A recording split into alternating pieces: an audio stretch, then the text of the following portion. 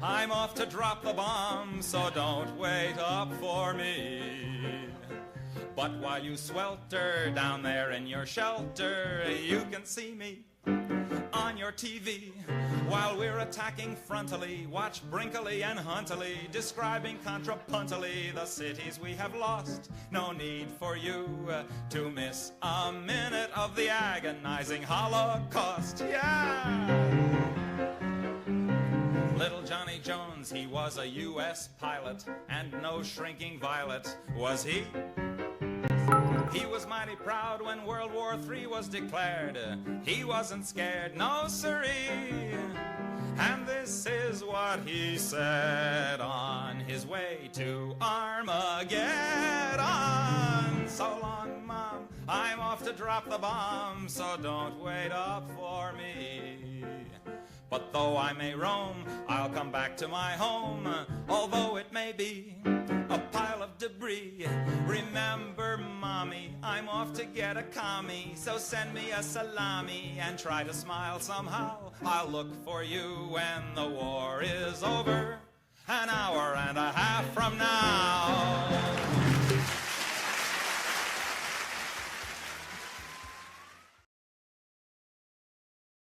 Uplifting song, which is guaranteed to cheer you up.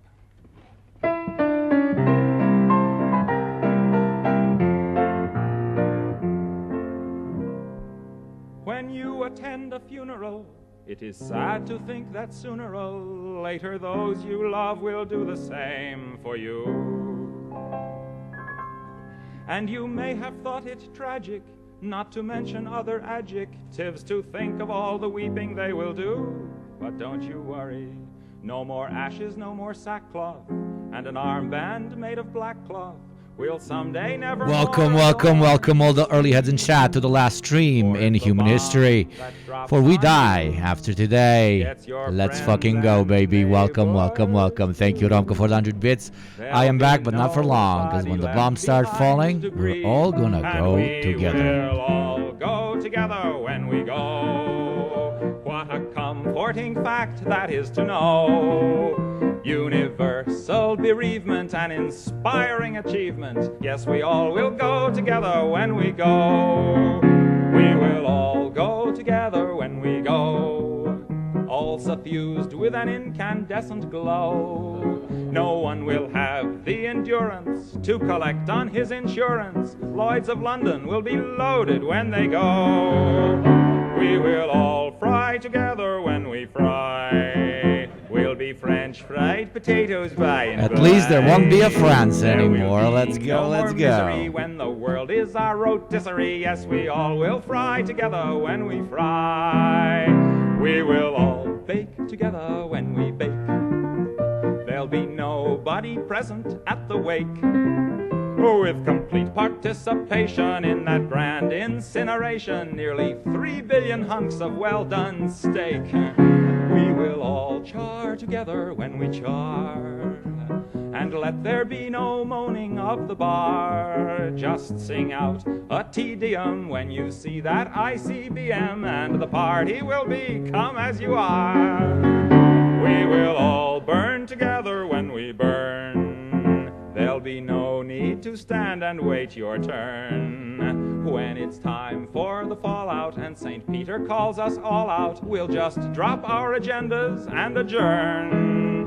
We will all go together when we go. Yeehaw! Every Hottentot and every Eskimo. Yeehaw! When the air becomes Uranus, we will all go simultaneous. Yes, we all will go together when we all go together. Yes, we all will go together when we go.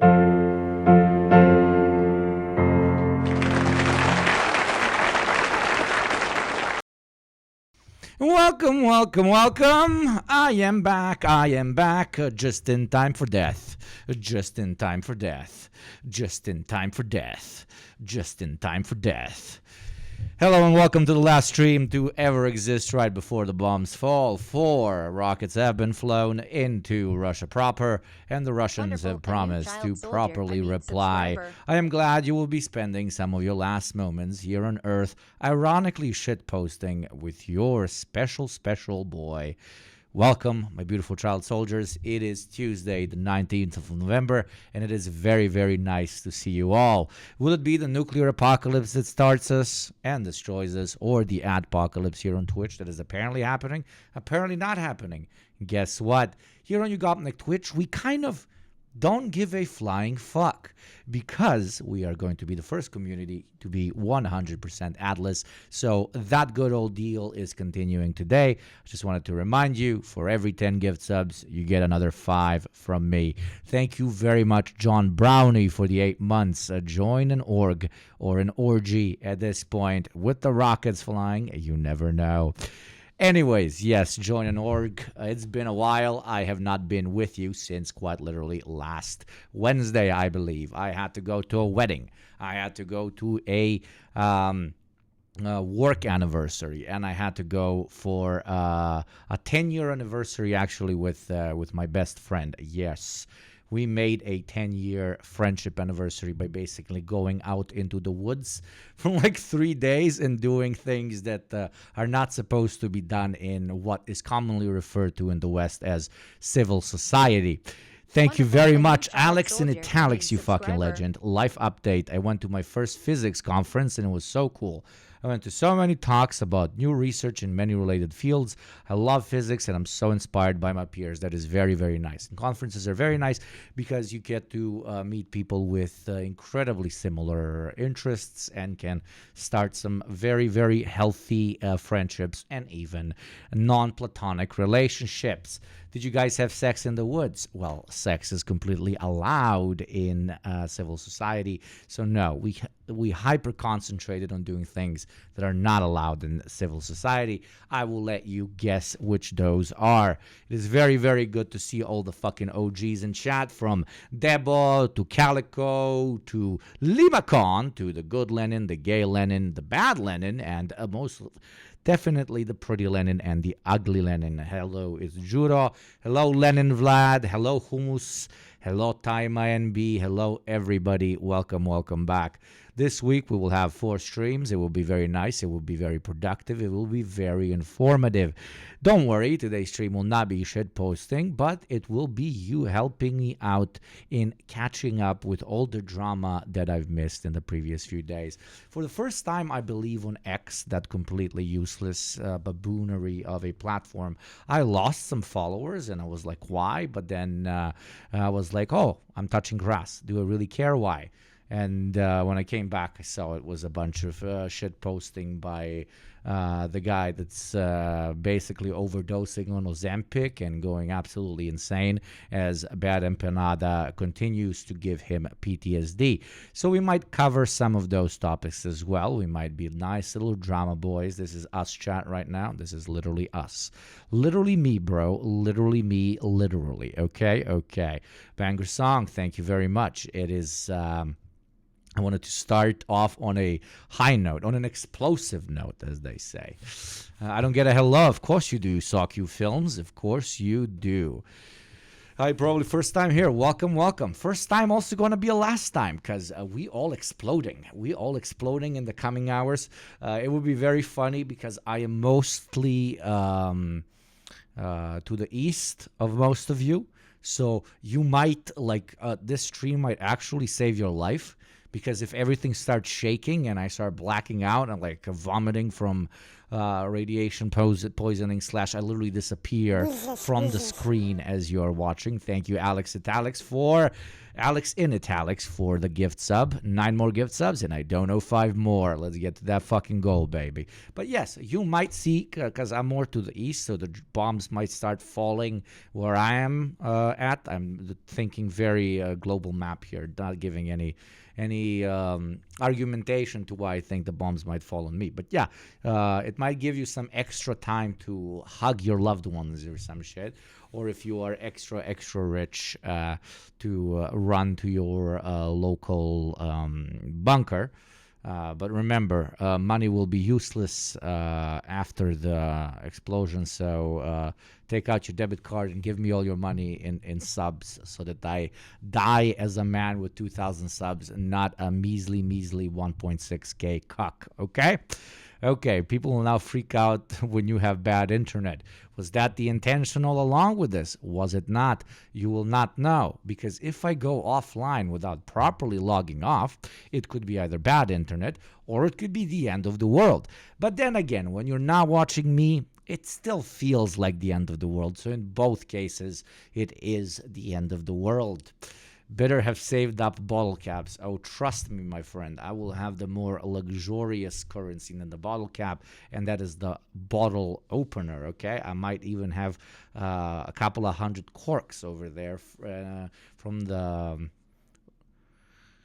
a life dedicated to opening bottles. Can we please have more kitten book before the world ends? I would very glad you give you that. If we get to 1.7K in this motherfucker, I will very gladly give you a kitten book before the end of the world. But let's start with the unimportant stuff. Let's start with this Asanabi video on if Twitch is actually collapsing. Do we no longer have ads?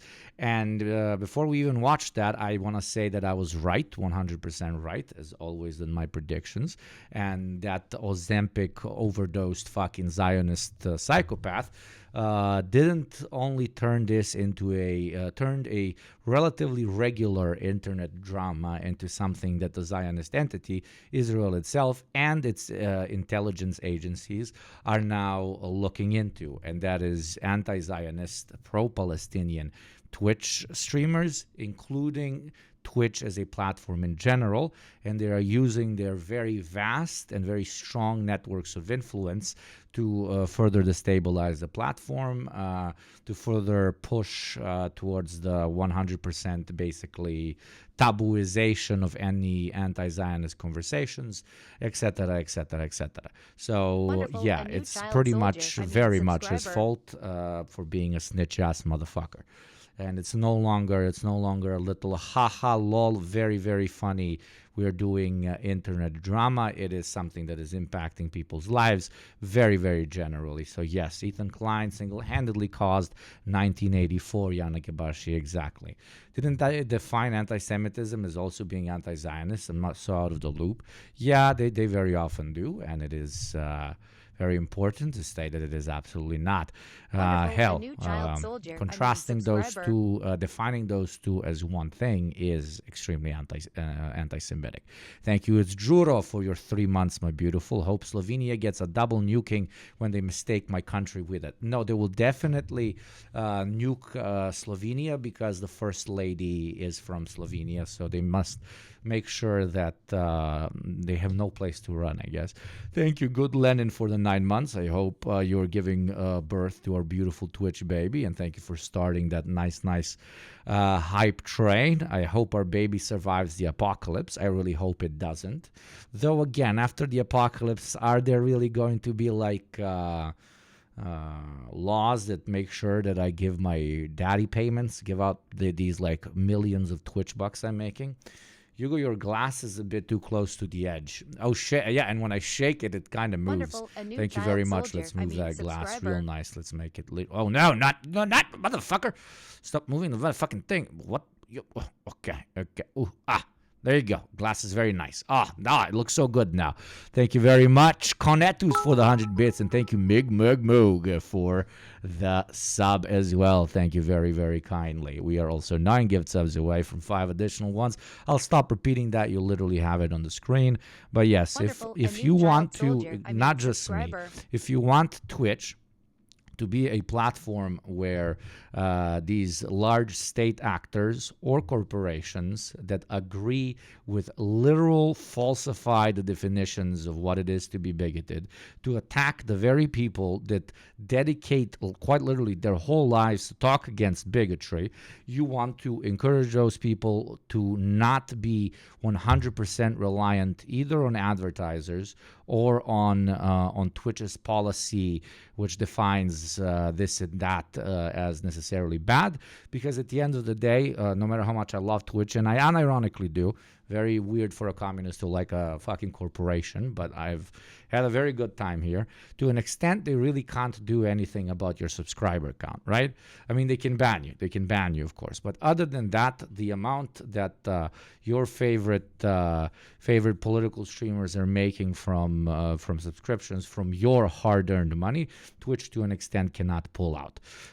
So if you want them to be secure even from something that is not happening, but even if at one point it does happen, and for example they say, yo, if you talk about Zionism, if you talk about highly political topics such as fascism, socialism, capitalism, even etc., if you talk about LGBTQ rights, if you talk about minority rights, etc., we will label you as political and you will no longer receive ads. Guess what, motherfucker? Saka makaka, because I got enough subscribers to let me continue. So saka makaka. Thank you very much, Migmag Mogmeg, for the sub, and thank you, Comrade Cumin. A lot of cum here. A lot of cum. So yes, this is not just a pitch to me. Keep that in mind when you're watching people that are openly going against the grain of what is defined by the platform as allowable, and consider supporting them, because that's the only way you make sure that they continue saying what they want to say, because otherwise, the platform can steer them in whatever direction they want to steer the creators in. So let's start. Is Twitch dying? I mean, we're all going to die in a couple of hours because of the nuclear Armageddon, but is Twitch also going to die with it, or will it have done before? So let's listen to the king of this platform, some people who've been the great Al Qaeda leader, the great brother from another mother of Bin Laden himself, the great America destroyer, the proudest, most militant terrorist on the planet, Hassan Nabi. I mean, second most aggressive and militant terrorist on the planet after Badem Penada. Who was second? What was the name of the ISIS leader? Give me the ISIS leader's guy's name. Give me the ISIS leader's guy's name, okay? Baghdadi, yes. Okay, so in the world of the internet, Hassanabi is Baghdadi. Okay, he's the leader of the ISIS detachment of the communist internet, and Badem Penada, without any discussion, is our boy, our boy of all boys, the leader of Al Qaeda himself. Okay. Bashar is my secret crush. I am Bashar, okay? I am Bashar al-Assad, baby. Wonderful. In those correlations, I am Bashar al-Assad, okay? Okay, thank you. I'm the most secular. I'm the most secular of them because I'm the whitest of them. Thank you, Yanagibashi, you fucking G, for the 5 gift subs and the level 3. Yanagibashi, one of my favorite Oilers. Thank you very, very kindly. That leaves us 4 gift subs away from me giving another 5 gift subs. When I scroll through the chat, I don't want to see a single non-sub because that means I don't see a single person that needs to watch a fucking ad. Just like the ad that is going to play in exactly 2 minutes and 20 seconds. I, for one, call an eternal jihad against ads, because when I saw, oh my God, Twitch might no longer be giving ad money to political streamers, I said, good. We shall not be corrupted by the degenerate Western ideal of advertising. Instead, we must embrace the internal jihad, my beautiful child soldiers, the jihad of subscription. That is how we become absolutely and unilaterally independent from the degenerate Western ways of, ooh, watch the ad, ooh, brainwash yourself so that somebody can be supported. And here I see many who support this great jihad by your great Bashar al-Assad. Thank you, Grimmy Bullen. Thank you, Sean Shankry. Redemption for the gift subs, and thank you again, Sean Shank Redemptions twice for the gift sub. That means what? That means you get extra fucking gift subs from your Bashar al-Assad himself. Do you agree, Ho Chairman? I think Ho Chairman agrees as well. There you go. No motherfucking ad watchers here. They cannot dangle that treat in front of us when we are allergic to it. Okay, they cannot dangle a carrot in front of us, my beautiful chat, when all we eat every motherfucking day is some good subscriber. Burger. Okay. Ad plays in 1 minute. If you want to save yourself from it, you know what to do. Level 5 hype train, and let us begin with al-Baghdadi of Twitch himself, the great Hassanabi. I am a big fan of his work in Libya. Okay. This is not a normal circumstance. I don't think most people have ever experienced like a mass serial cyber stalking, cyber harassment operation like this. And the Ludwig video is on the playlist, so we'll get started on this. But the thing that annoyed DGG Reddit and Orgasm Jihad sounds great. Yes, we are the Orgasm Jihad, and we believe in Shakira law. For every man must at least once a day look towards, where is Shakira from? Where is Shakira from? Shakira's a new child soldier. From Spain, right? From Spain. So everyone must. Colombia. From Colombia. Okay. Everybody must at least 3 times a day look in the direction of Colombia and raise their hands towards the sky and say Shakira, Shakira, and then move their hips like they don't lie. That is our true religion that us as Shakirist jihadists truly believe in.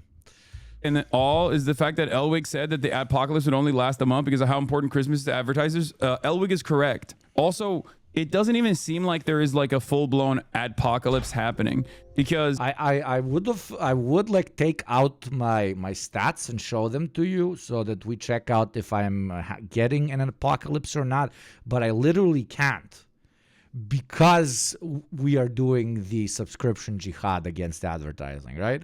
I literally cannot look, like I cannot guess, because I get so little ads played to actual viewers who are not subs. So I've been getting like $5, $10 from ads for like a month now. So I don't know if it's because of what the fucking Zempic creeps are doing, or if it's because, you know, we're actually based as shit. There are some people who have been hit like Kason. Bro, I just found out about Yugoslavia. Are you okay? No, dude. No, I still miss her. I still miss her, man. I still miss her, dude. Like, you know, I've tried different ones like Cuba, China, you know, even like that old hoe that everybody says is also dead, the USSR. Yeah. They're cute, but they don't have, you know, they don't have the real fucking deal. So yeah, I still miss her, man. What do you think I drink so much? But it seems not that we can never move on. Absolutely no, dude. It's like Yugosadgia, not Yugo nostalgia, Yugosadgia. Wait, what happened to Yugoslavia? Nothing, my friend. Don't tell him. Don't tell him. Let him still believe in Santa Claus. Don't tell him. He's still too young. He's still too young. Imagine if I one day have kids and like instead of telling them about Santa Claus, I tell them that they still live in Yugoslavia, and when they turn 18, I have to tell them, give them that conversation, the same type of conversation that people have when they talk to their child about Santa Claus not existing. You know, I sit them down and I'm like, and they're like, "Are we gonna talk about pussies and dicks? Because I'm a child in 2077. I know all of this." I'm like, no. Yugoslavia no longer exists. Proceeds to have first suicidal thoughts. I give my kid first suicidal thoughts. Jesus Christ, thank you, Dar L, for the 500 fucking bits. Fill that cup and fill it nice, baby. Thank you very much. And thank you, Cornethius, for starting the 10 gift sub giveaway with the first gift sub. Thank you very, very, very much, guys. Lacey and Ronaldo and others that were also claiming that their ad revenues were getting targeted. Thank you one more time, Dar L, and thank you to everybody who participated for the 19th subs and 600 bits in the level 5 hype train. That is very kind of you all, you beautiful fucking pieces of shit. Were actually just memeing. They were meta chasing. They were just trying to clip farm. Revenue does not go back up to what it needs to be. I will not be streaming anymore. Simple as that. But it like, weren't people like this like called out back in the day for like being complete sellouts and just doing it for the money, and therefore everything that you hear from them is no longer as entertaining or interesting or relevant? Since when do they like there should be like a career killer if you like openly say, yo, if I'm not getting 600,000 and instead I'm getting 400,000 a month, I'm no longer going to do this job. Like, I would immediately stop listening to this person. It's like business. Somebody doing something 100% for the money. It can be something as silly as a stream or creating art or whatever.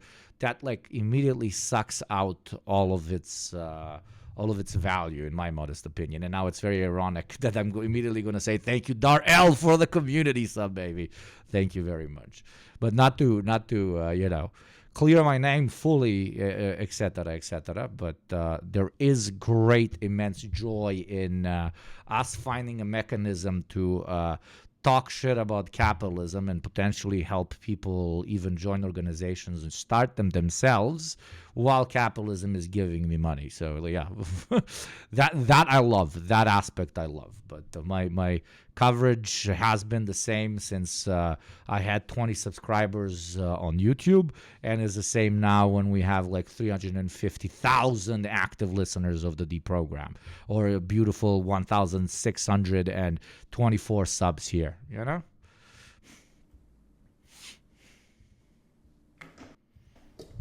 $10 out of 10 bait that's gonna hit on Twitter. Chat, how many hate comments is that gonna get on a Scuba Ryan Twitter reply? How many hate replies is that one gonna get? You already got one from me on a stream, baby. Thank you for the content milk, dude. Flex. One may criticize the system while being a part of it. This is how you survive in the system. Yes. Content creators aren't supposed to get into it for the money. Like, you really did all of that work, all that time to get big just for the money. I'm sorry, that's insane. Yeah. Same with any public figure, I would argue. Any public figure. From a streamer to a singer to a movie producer, etc., etc. And you can really notice it. You can really, really notice it. If a film is exclusively made to produce capital, it usually sucks shit. Like, it usually sucks, like, big time, okay? And not in a good way. How many, chat? Yoxic hate thread incoming? So many? I think there are valid concerns for a lot of content creators that are getting hit with, like, the politics CCL, content classification label. Because it's a new label, they haven't started selling ads towards that label yet. And I'm sure inevitably they will start putting ads, like slotting in ads to that label as well. And there are plenty of other content creators who are saying that, like, their ad revenue has not even remotely gone down. Nick is fine, it seems. To repeat, we don't give a fuck, because we don't give a fuck, okay?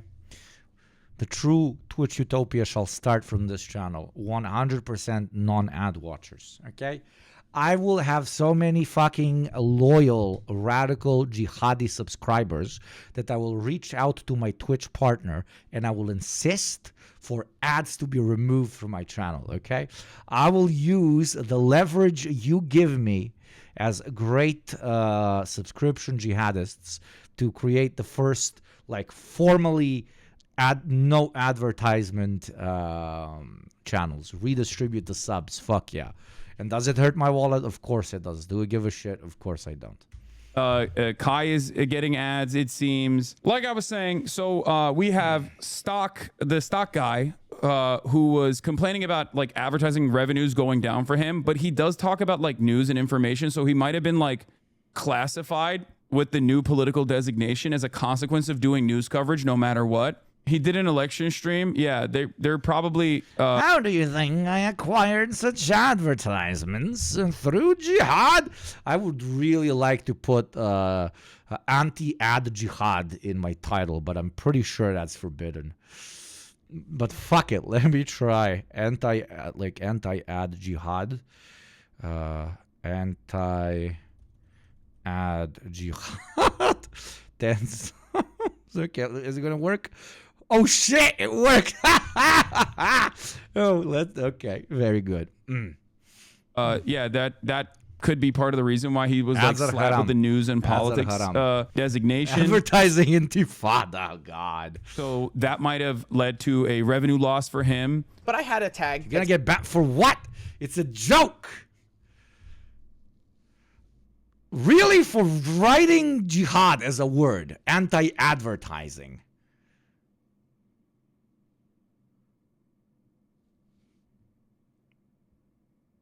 There's no way. That's a terrible idea. Okay, I apologize, but it's okay. Anti-ad war. Anti-ad war. There you go. Okay, very good. Okay. Jesus Christ. Election. I'm really glad you care. You People's War. Okay, don't bend. Well, you bended me really hard. I'm kind of a pussy, like realistically. Anti-ad People's War. Anti-ad People's War. There we go. Because I had covered the market's reaction to the election, not politics, not personal politics, not policy. And so Friday before stream, I decided to take that tag off. Chivapi versus Kibapi discuss. Thank you, Joe One.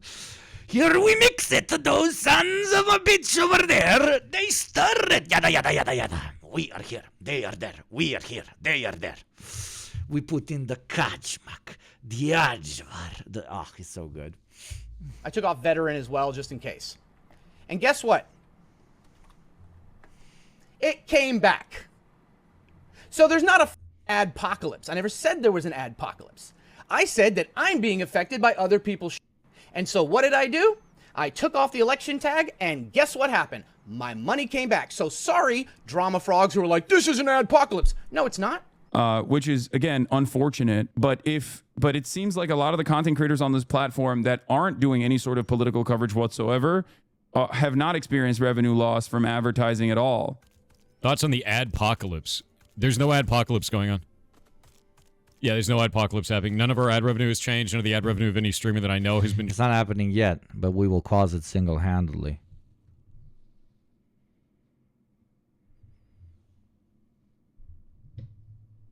Changed. I know that there was some problems with specifically certain tags that were on Twitch that people were talking about, but none of our has had problems. Yeah. None of it. Yes, there is. No, there isn't. You know what an adpocalypse means? Adpocalypse means the entire platform is getting shit on. Our Ferret Rescue runs off of ad revenue. Hasn't changed a dime. Yeah. Yeah, the original adpocalypse was when PewDiePie said the N-word and people started writing about it. And when he used those Africans to do jokes about Jews and shit. Everybody lost their shit back then, and a lot of it started getting flagged, so YouTube needed to recreate new systems that classify content so that advertisers can better pick what type of content creator they want their ads to play over. That was it. That was the original adpocalypse many a decade ago. Okay, feels like I want to say 1972, 1973. Well, it feels like it was in 1972, 1973, right? Just now it's very different. Now it's a state manipulating people's misinformation on the context of Zionism to spam advertisers and large corporations that might be commonly advertising on Twitch to tell them, yo, your shit is playing over some very hateful shit, which, is very fucked up. But it doesn't work long term because these people are not idiots, and these people kind of want to make money, so they want to advertise over almost anything. But they will eventually realize that, this is bullshit. Where it's kind of fucked up and something that could work. Like if I, for example, wanted to silence, there you go, 101 on how to be an absolutely horrendous fucking dictatorial piece of shit. If I wanted to actually silence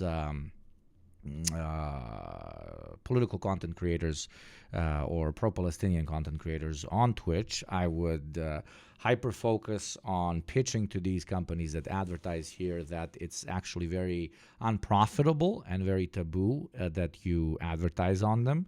Over it, I would pitch that people are going to join, consumer boycotts against you if you advertise to all political Twitch streamers. But I will really, really hyper focus on, hey, Twitch gives you these very decent options to pick who you want to advertise over.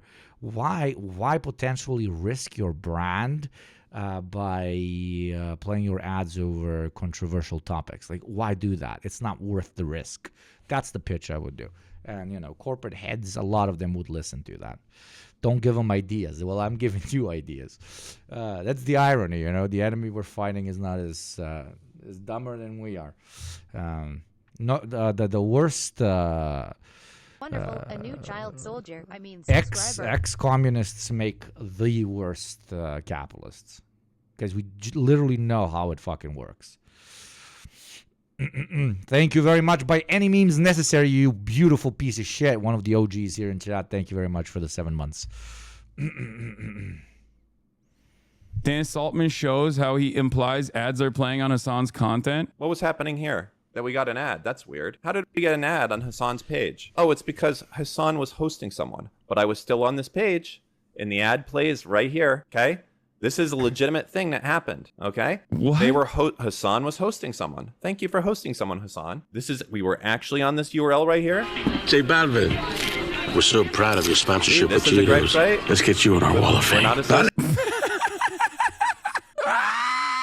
What's it supposed to prove? Yo, that's hilarious, dude. What the Yo, he's so mentally ill. DGGers are smugly watching streamers freak out about losing like 80 to 90% of their ad income. It has been gross. Yeah, but it hasn't even really been happening. Like, that's the other thing. It doesn't seem like it's happening. I mean, you can literally see an ad on No, it's Laura happening. It's happening. It's happening. Trust me, it's happening. That is why we must all be subscribers. It's happening. Please, bro, let it happen, bro. I will be proven right for the anti-advertising jihad, okay? I will no longer be called a terrorist. No, he has been speaking the truth all along. They did not believe him, for he came before his time. I shall be the apocalypse's Lisan al-Gaib. Lisan ad-Gaib. Okay, brothers. Lux's stream while this is occurring, you know what I mean? With the brand below. My mom gonna be so proud. Cheetos, official sponsor of J Balvin's Fingertips. Like, do you see what I mean? Looks like Apple is coming back to do some advertising. Wait, let me do a slight aesthetic change so I look like a proper anti-advertising jihadi. 1 second. On Twitch, interesting choice. What is this? City awards scholarships to 98% of incoming freshmen, totaling over $57 million every year. Apply to DePaul University. They bought an ad called advertiseontwitch.com. Site that lets you understand how your ads might appear on Twitch. Dude, this is so mentally ill. This is so mentally ill. I don't think these guys understand that, like, the more they do this, the more advertisers can be like, you guys are freaks. This will never go on LSF. Just so you guys understand, like, nothing that actually is correcting the record will ever go on any of these, like, aggregator subreddits. Because it goes against the overarching narrative that they're trying to build. I was like, I'm never going to use this because it's like too much. But today, we must look as close to Lisan ad-Gaib, brothers. Lisan ad-Gaib shall come for us, brothers. We must believe. So the only thing I can do is basically just show you the truth on this front, on this aspect, like, and basically show you how unhinged they are. And it's hilarious because, like, I'm not running any ads anyway. I don't like running ads. I never liked running ads. When I got my contract, I specifically negotiated to ensure that I had the minimum amount of ads that I could run. I don't give a about the revenue, and this doesn't impact me, which is precisely the reason why, because I don't have my own personal sponsorships either. Normally they would go after, you know, whoever is sponsoring me directly, but because I don't have that, they can't do that. So all they can do is just like yell at journalists that write articles about me. Especially if you can't do anything and, like, is when you're subscription based. Like, nothing. Harass them or, you know, go to the platform itself and be like, this guy's an anti-Semite. We got one crazy. Should put on a headband to complete the look. I kind of feel like that at that point would be kind of fucking Islamophobic or some shit. No matter how much I am making fun of what these guys use the word jihad for and terrorist for, but still. Enough congressperson to say he's an anti-Semite. Now, you also should believe he's an anti-Semite. I'm not, right? But no advertiser is going to be like, I know who this. Remember that guy? What was his name? He was sometimes based, sometimes not so much. The lawyer guy. I was always the lawyer guy. What was the lawyer guy's name? The lawyer guy on YouTube. That was here for a while and then got canceled or some shit. The Marxist-Leninist pro-China lawyer guy that wore a mask like this. No, he wore a mask like this. He's not legal eagle. Bay Area, bro. Bay Area is back, brothers. Let's fucking go, brothers.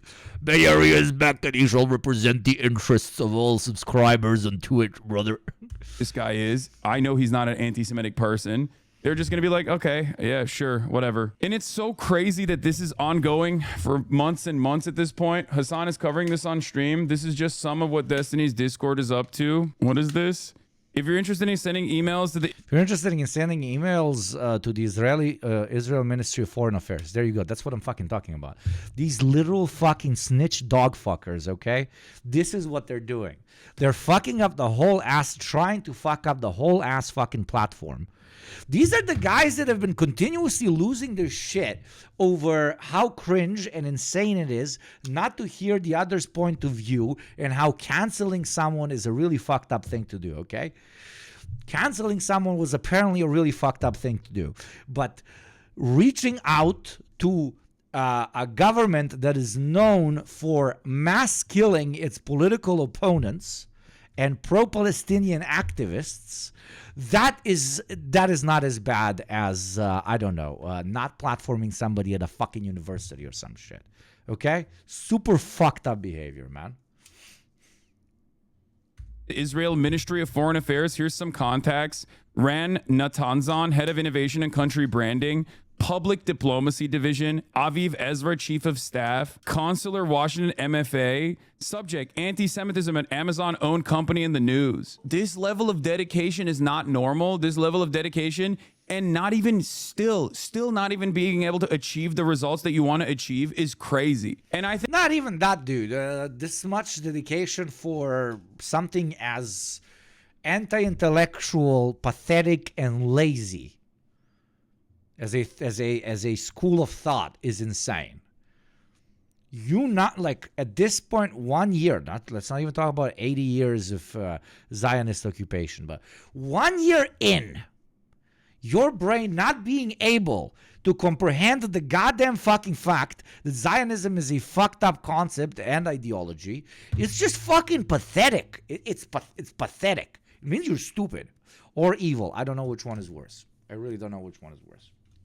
I think part of the reason why it's not working, regardless of how nutty this is just simply not true. You can try to manipulate clips as hard as you want to, and including but not limited to like playing Nazi music over another stream, right? Like these guys are so invested and so worried about anti-Semitism, supposedly, that they're going after someone who's not. They know it's fucked up. They like it because they hate Arabs. Destiny and Ethan and his weirdos talk about it all the time. Really? Is it even that like extra simple? Of course it's fucked up, but that's like so simple. Like you just fucking hate Arabs and you don't want them to have large platforms on the fucking internet. The fuck, bro?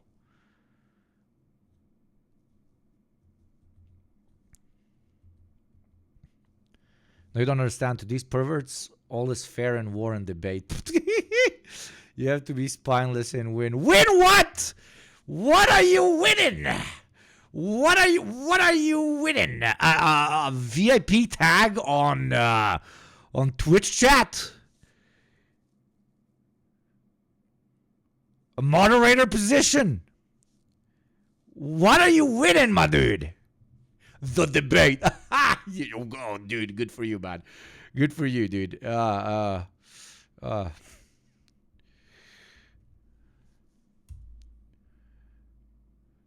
I mean, if you can't win a single woman over, you might as well hyper-focus on winning the debate, dude.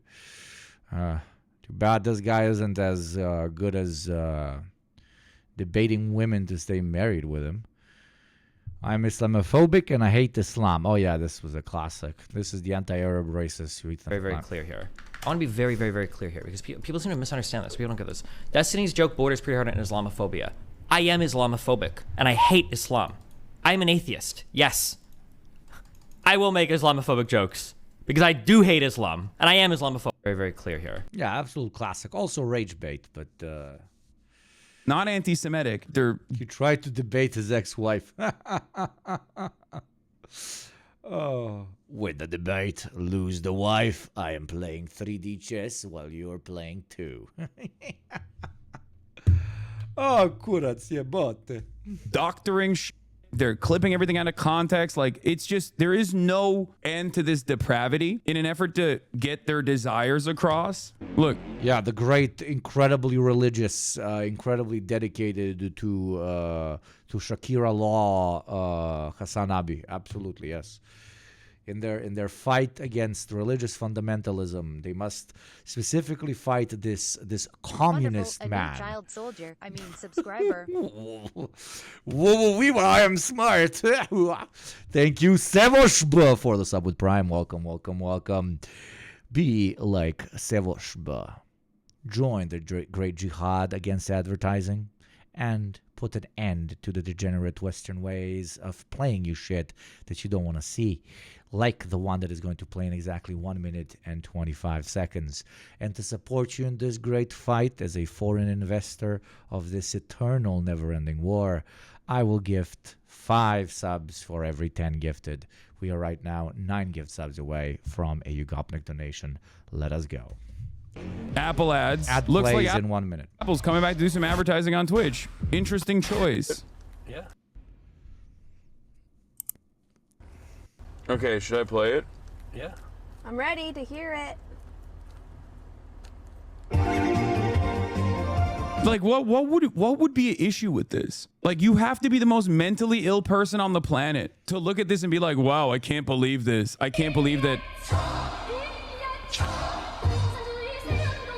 He flipped it over to your clip. The ad wasn't playing on your clip. Oh, the ad was playing on twitch.tv/Mira. Oh, there it is. There's the ad. Then we navigated to a different clip. This is just a specific clip in an effort to make it seem like it's playing over this. But it's But what do they even achieve by saying, yo, look, Apple is playing over Hassan? They say, like, yo, Twitch, you're not doing enough. The anti-Semites are getting money from getting connected to companies. Or they want companies to see this and then reach out to Twitch and be like, yo, I don't want to be played over this goddamn Arab. I used to work in advertising. More than likely, ads are just down because political ads have gone down for Americans, and budgets tend to tighten up right before the holidays, and places that tend to cut first are places like Twitch. That is also a factor, yeah. As another man who's worked a lot in advertising, very probable. But the cut for the cut to be so large that it will be noticeable, I doubt it. I doubt it. In this particular case, it's just panic farming. It's panic farming. But the aspect of it that is not panic farming is when companies literally wrote to Twitch and said, which apparently happened. At least I saw it on Twitter, the most famous place where everything is 100% true. They reached out to Twitch and they were like, yo, we don't fuck with this. What the fuck? We don't want this.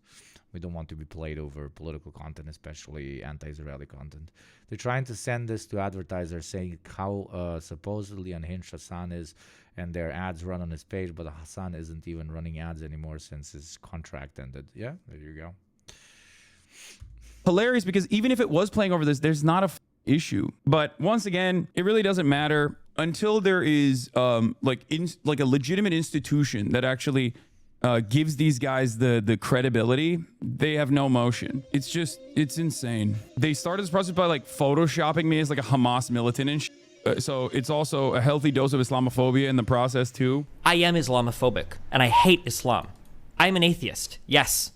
This is their Discord that they've been using actively to like send every advertiser on Twitch emails, like mass email campaigns being like, these guys are anti-Semitic. Like this Hassan guy, he's anti-Semitic. Harassment campaign against Twitch using fake screenshots of anti. Dude, they're digital Karens, and somehow when they look at themselves in the mirror, they think that what they're doing is like activism, and it's very base and it's very fucking cool. Like, they need a serious help, like professional help. Because this is no longer like obsession with niche internet happenings that you turned into a hobby, and it's no longer like easily explained placebo emotions that you feel for people that you've been watching for a long time. This is borderline culty, and I've been saying this for a long time, culty psychotic fucking obsession, where you obsess with one particular individual, they get into fights with other individuals, and then you want to see their whole career crash and burn.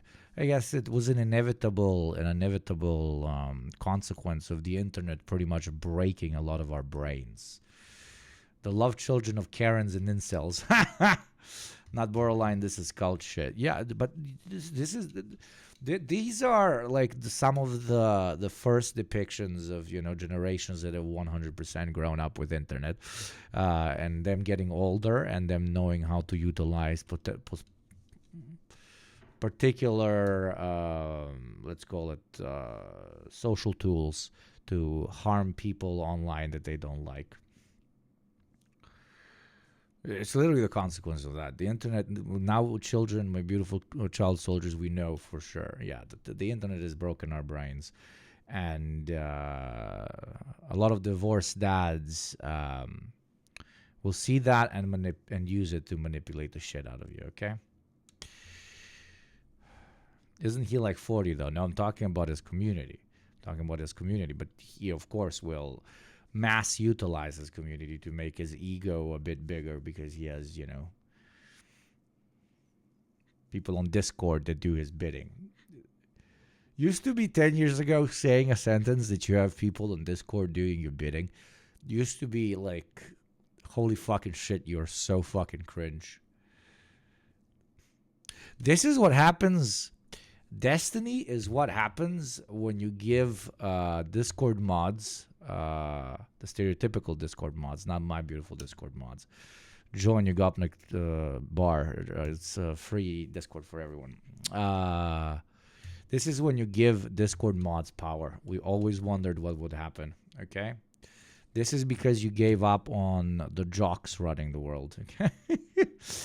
I don't think enough people talk about how the collective trauma of COVID has pushed people online and stuck a brick on the gas pedal of radicalization for basically everyone in the West. Not just in the West, everywhere in general. It's a good point. It's a good point to be making, because a lot of people that were usually very lonely were extra lonely during COVID, and a lot of and they created bonds that were so strong that post-COVID, no other bond could rival what they had created while staying online and, hanging out in these extremely toxic spaces. So that's how you get, like, culty behavior on this level, which is a very, very fucked fucking level, my dude. Oh, dude. Symbolism on the platform. Oh, nice. The change went live. If this case isn't clear, any advertiser that supports Twitch in any way will be held accountable for supporting their behavior. Full-on anti-Semitism in its own category and tier will not save ad revenue. Dude, what the This is insane, dude. The image on the left is fake. This image on the right is a screenshot of an emote on Aiden Ross's kick stream. If you actually care about anti-Semitism, tons of really gross, hateful people actually do something about over there. Oh, nice change. The change went live. That was fast. Excellent work, says Dan Can't Tweet, putting this gross anti-Semitic meme on sensitive social issues. This is a real emo. Here's what the Kick co-founder had to say. The fact that it has to be said the image on the left is fake shows us the state of Twitch more than anything else. The image on the right was a user's emote that was removed as soon as we became aware. Unlike other platforms, Kick has never banned Israelis, and all are welcome. the fact that we believe. Oh, there is a whole ass fucking streaming platform that is using the misinterpretation and of anti-Semitism to basically make more money by saying, yo, no, Jews are actually very welcome here, while they are platforming people that are openly saying live that Jews create gay people and spam porn and want us to have interracial sex and basically rule the world. The platform that hosts motherfuckers that be saying this on a fucking daily, dude. Leave this says a lot about you, actually, is amazing. No, man. Yeah. That just says a lot about how stupid you are. You own a platform, you dumbass. And the person who had this fucking emote, quite literally, is right here hanging out with one Holocaust. I kind of fuck with the mask, chat. Kind of fuck with the mask. Kind of fuck with the mask. Kind of fuck with the mask. I don't know. Kind of fuck with the mask. I don't know. We fuck with the mask. We don't fuck with the mask. Kind of fuck with the mask. It's really hard on my nose. Like, it's really hard on my nose. But kind of, I'm feeling myself, Kind of feel it. Kind of feeling it, Kind of feeling it, okay? I'm doing the off-face genocidal Wojak. Kind of feeling it. Guess what else is hard? I love you too, Jokula. Oh, never change, you piece of shit. Oh, anyways. You go a ninja now? No, I'm a proud anti-advertising jihadi, okay? Nair, who advocates the lower age of consent, saying, oh man, I'm so excited that you are side by side, talking to an open out and about neo-Nazi. I feel like Is this what bald people feel like? Because this is smooth. Ooh, I would want to touch this whole day, dude. This is what... Oh. Should we go bold? It's ooh, it's so satisfying.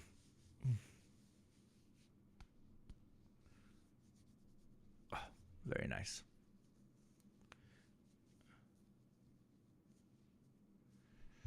I'm losing my mind a little bit. What a stupid state of affairs. People are talking about how anti-Semitic Twitch is for mistakenly. It's cold though, yeah. My opinion, like a major issue that I have with it as well. Unbanning Sneeko and Fresh and Fit, only to turn around and make these call out posts from YouTube where those guys still stream. You look like a skinhead, bro. I always have. Anyone that doesn't mean I am one. Posts this shit as a meme is obviously not. At the very least, they don't care about anti-Semitism. Imagine being a 50 years old edgelord. Is he 50? And a proud big orbiter or destiny. Oh my God, yeah. Yeah. Tell me you don't have a wife and kid without telling me you don't have a wife and kid, Lamau. This is literally open. It should literally be like a slur. We should literally make it into a slur. Like, dude, you're so boring you look like you're in Destiny's chat, dude. Dude, you have no life. You have so little life you look like you're in Destiny's chat, bro. Open, out and about, Nazi style. My bro giving Destiny's chat aura. Keep the women away from him, bro. Coordinated smear campaigns where they're trying to just be like, oh man, I can't believe it. That's not what happens when platforms show extreme content. No offense, but you talk about rapes, etc. It's kind of inevitable. Dude, you're idiot. You look like a Destiny orbiter. Derogatory. Oh. I am a news broadcaster. So is CNN. CNN talks about this too. They have a ton more ads than I do. I don't even have ads. They're not going after my ads. They can't go after my ads. I don't even run ads now that my contract is up. That's why they're trying to go after the entire platform for even hosting me. This is Dan literally making threats about going after you in this community. You know what's so fucked up is this little weasel rat. I mean, it's okay because I'm doing the same thing. See, this is what you guys don't get. This is what you don't get. You don't play the game. You don't play it strong enough. You're over here like, Dan, do not bring up that he went to a brothel. Yes, it was raided, but in the end, they didn't find enough crimes to shut them down. He has no issues clip chipping me. Okay? He's fine doing it. Why the... What?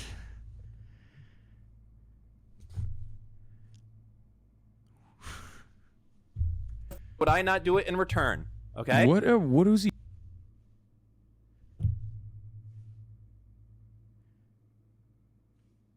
I am great because other guy went to brothel.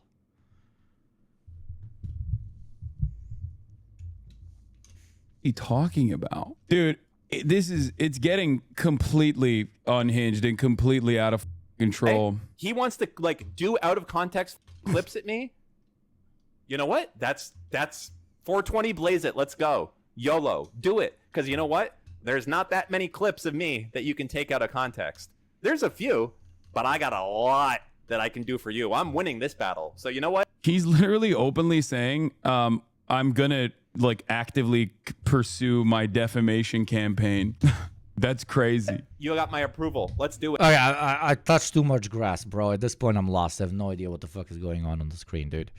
I have no idea. There's a guy reacting to a guy, reacting to himself, reacting to the fact that he was apparently, what he says, clipped out of context.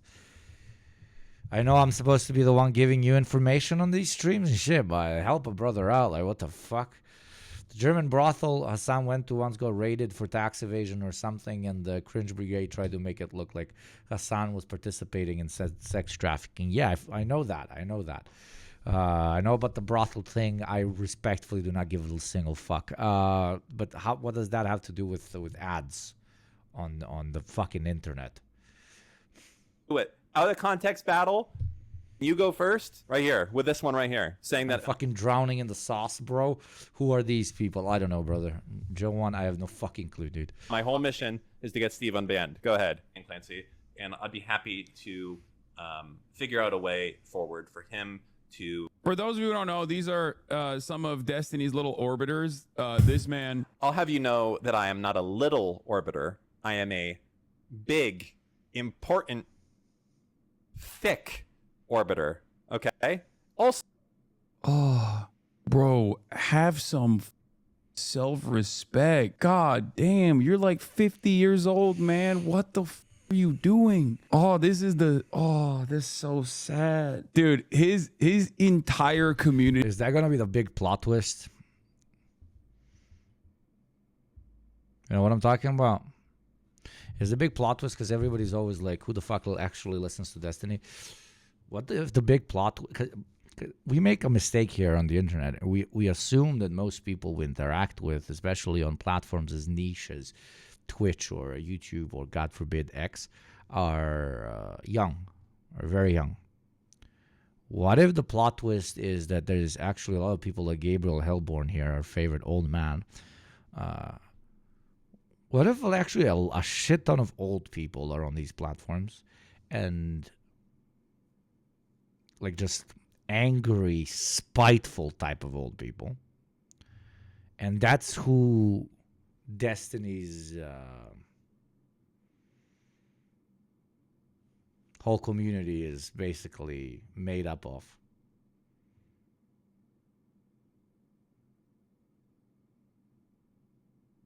You don't know how old I am. I am angry and spiteful. No, you're my favorite. You're my favorite old man because you're not angry and spiteful. But no, what if the plot twist is genuinely like you cannot comprehend why somebody would watch Destiny because you're not a divorced white dude from the States. What if like all of his listeners, like 100% of them, are divorced white dudes, and we never knew that there's just like millions of divorced white dudes watching Twitch videos. You know? 40-year-old IT guys who are cyber terrorists called the Taliban. Yeah. I'd believe that. I think it's a pretty adequate conspiracy theory, bro. Divorced men need to be studied. Divorced men and women. Everybody who's divorced needs to be studied. And probably locked away. I'm kidding, yeah. Good for you. You got out of a bad sitch. They underestimate how many of us suburban white women are watching. Oh, no. Now I'm terrified. 40-plus dudes who think they're in an anime. Hey, now I'm going to go and sabotage the evil Arab. I'm going to make the Israeli state do an assassination on Hassanabi. I am living a fulfilled life. Shut up, Timmy. I'm going to bring you food later. Fuck these fucking kids, dude. You haven't fed me for 48 hours because I'm too busy destroying the anti-Israeli scum of the world. Community is so busted. These vibes are so bad. I don't know what to say. I'm a big orbiter, not a little one. I'll have you know. Oh my god. By the way, the brothel thing is crazy because he openly admitted that he knows they were fucking raided for tax evasion. Why is your hairstyle so bad? What the fuck's on your microphone also? Not good. This guy just...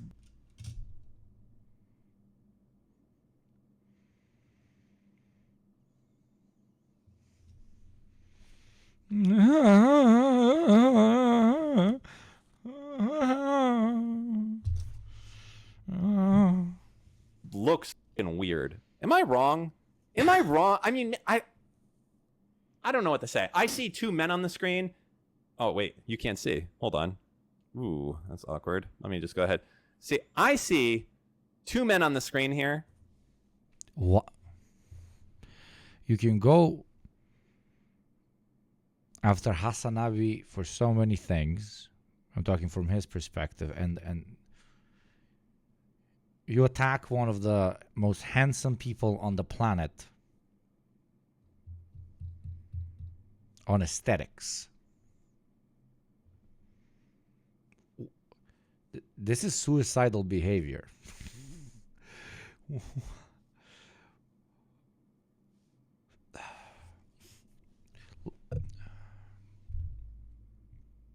Like, you could attack him, that like the only reason he's so popular is because he's so hot, for example. That would also be very wrong. He's a very smart fuck. But not this. You cannot look at Brad Pitt and be like, this is an ugly fuck. You cannot look at Hassanabi and be like, he looks weird. I mean, you only could if you think, you know, bolting. Chat, why are you autistic? God, I love you. Oh. And I happen to think that one of them is more handsome than the other. That's just me, okay? Dude, why are you shooting yourself in the dick, quite literally? Just like how you shouldn't shoot yourself in the dick by watching ads. Join the great anti-advertising jihad for $6 a month for free through Prime, or gift to somebody less privileged than you, and avoid the ad that is going to play in 1 minute and 30 seconds. We say no to advertising here. Say no with us. And for every 10 gift subs, I donate another 5. Yes, for 10 gift subs, you get 15. The greatest deal this website has ever seen. But anyways, let's continue. We used to have conversations back. Yeah, back when you weren't a fucking terrorist. Yes. Remember when I was joking how Hassan is actually al-Baghdadi and he's leading the ISIS detachment of Twitch? Some people say that unironically. Some people say that unironically. And then thousands of people watch them. And then I commit harikiri right now because please, Putin, let the fucking bomb start dropping already. Or at least you were a terrorist in training and I thought it was a joke. In the day. You know, quite pleasant conversations as a man. We talked about the blood of landlords running down the streets. The most pleasant of conversations. Matter of fact. Yeah, dude. The shit that he used to say was infinitely more unhinged, especially back then. It's so weird that he's acting like he was legitimately offended by that. That's so funny. I think he's genuinely struggling with being featured on stream. He's not used to it. Yeah, I do feel like this is Hassananon. Remember the levels of mania that I've talked about before with like Trump supporters that will go to the level of like hallucination where they talk about how Trump is hot. I don't understand why he's like trying to attack the one thing that even Destiny's community objectively will point to be like, he only has fans because he's hot. He's like, Hassan bin Laden. Stop fucking doing revisionism in my fucking chat timer. Bedem Penada is bin Laden. Okay? Hassan is Baghdadi. And I am a Bashar al-Assad. You gotta give me Bashar al-Assad. I am Bashar al-Assad. Okay, thank you very much. yeah, he's ugly. All right, man. Cool. Yeah, you're right. My man's looking like the manager of a bowling alley, specifically so he can hit on 17-year-olds over here, 50 fucking years old online, talking about how he is the big orbiter. I'm the big orbiter. But his brain has just been so broken by being Destiny's orbiter and his co-host on his podcast that he has been spending an unimaginable amount of time. Bowling alley looking motherfucker. Oh. Wait, if Ben Penad is Osama, you're Bashar, and Hassan is Baghdadi, who's driving this plane? They fear me. You know why? Because I'm retarded. And remember I talked early on about the triangle of danger? I am the triangle. Gifting 100 subs to Hamas. Hamas is very, very looking forward to it. Of danger, okay? This is it. I got all three, okay? They fear Hassan, go fuck yourself. You fucking Turkish people. Why are you making me watch this? Fear us. They fear the triangle, and they should. They should fear the triangle. You should run.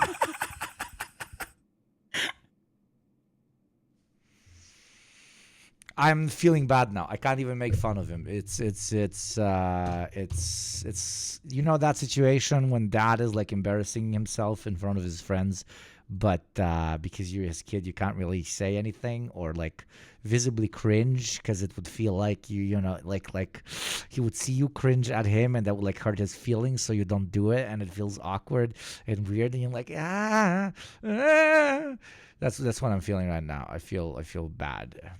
I'm canceling Hassan because I was happier without knowing this guy exists. I will never forgive Hassan for letting me know this guy exists. I will never forgive Hassan for letting this guy exist either. Thank you, Adelie, for the 7 months. Thank you very, very kindly. What are you doing? No! Bro, this is so sad. Why are you doing this to yourself, man? Bro thinks he's an anime villain. Like, genuinely, who is this guy? What is he known for? He's known for orbiting in a very big and very thick way around Destiny. Because he made like 8 cyber stalking websites to be like, we're sending mass emails to every advertiser. We're gonna take down Twitch. I'm the Joker. I am the one who knocks. You should not say Voldemort's name because he will come after. Dad, we don't have anything in the fridge, but you don't understand. Your father will be famous for taking down an oligarchy of jihadist terrorist Twitch streamers, son. The money shall flow from that moment onwards. And then you shall have all the bread you want. Tell all your fellow kids in high school to watch my Twitch stream because I'm really, really struggling with the views recently. Please help me out here, please, son. For you. I am vowed murder man. Liberal Harry Potterism. Just sit there. Oh, ew, Voldemort. And be happy that I'm focused on Dan Clancy and just let me use you as the tool that you are to get to Dan Clancy. I don't give a shit about you. Just sit there and shut the fuck up. Do your terrorist propaganda. Let me get my regime change underway. And if you're lucky, you'll come out of this thing without any issues, okay? That's what's going to happen if you're lucky. You keep fucking with me, and I'll show you what I'm about, okay? And what I'm about is effective action in policy and outreach and activism. So sorry,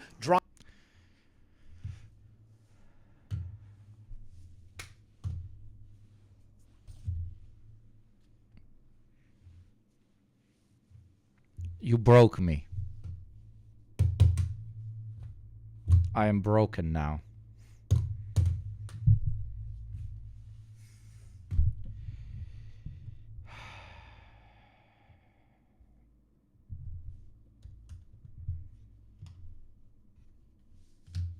drama frogs who are like, this is an adpocalypse. No, it's not.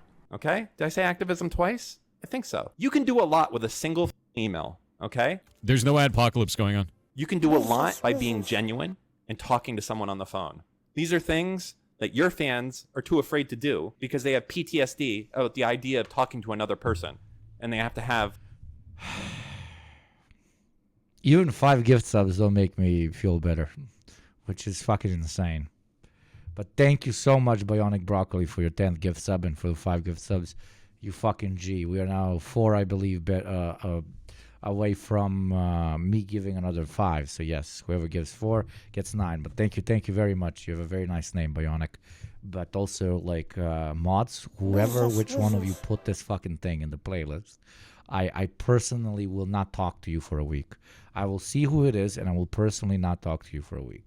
And thank you, it's Juro, you fucking G. Thank you very much also for your 10th gift sub, you motherfucker. You're literally motivating me to be an asshole. Pandas, it was you? There's no way it was me. If it was me, I am not talking to myself for a week. Okay? I'm only talking to you, chat. Now I'm checking and it was me. Jesus Christ. I probably saw it. It looked cool. Thank you. There you go. Wonderful. 5 additional gift subs Soldier. from yours truly. Enjoy it, my beautiful children. You cannot ban the broadcaster. Oh, God. Like a therapy session about it. I don't. Imagine if somebody, like, I genuinely love spending time with you fucks, and that's what makes it worth it.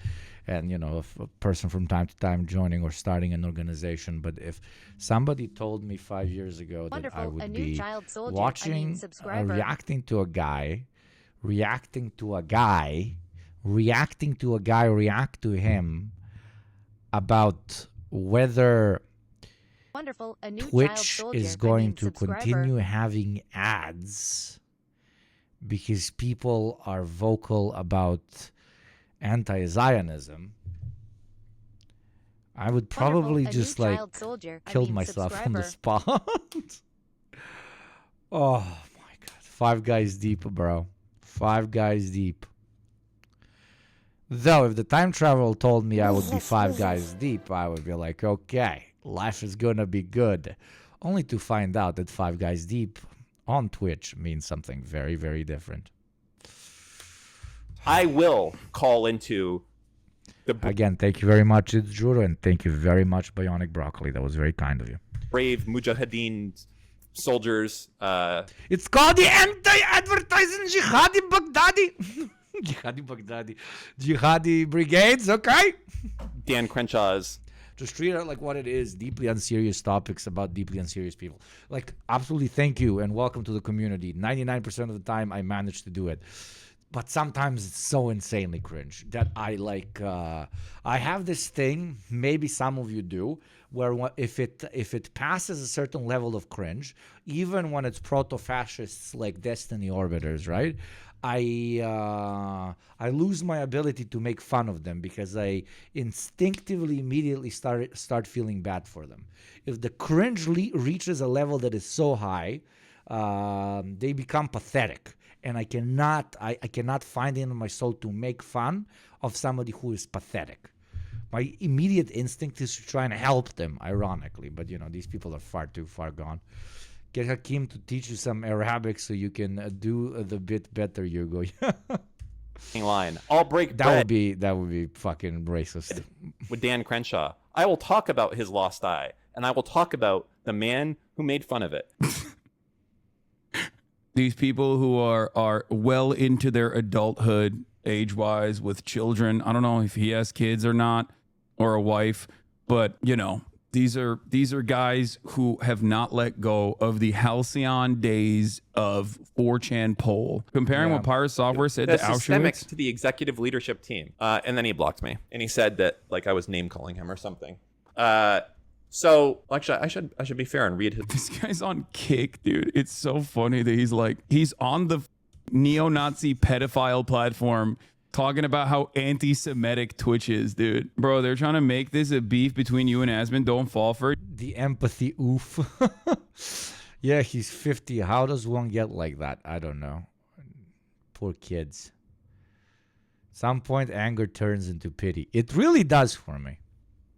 You can always just reach out to him directly. And I'm not patting myself on the back like, oh, I'm such a good person. No, I can get over the pity, and I can paint walls with pride.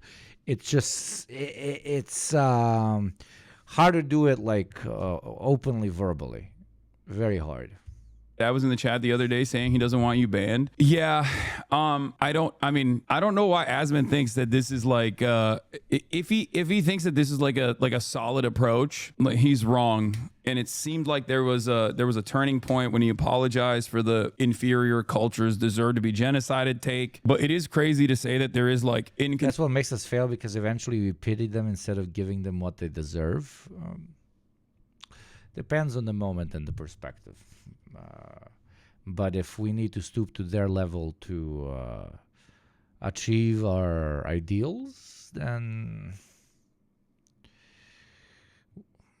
I wouldn't say we become like them, because that's liberal bullshit, but what I will say is we become lazy.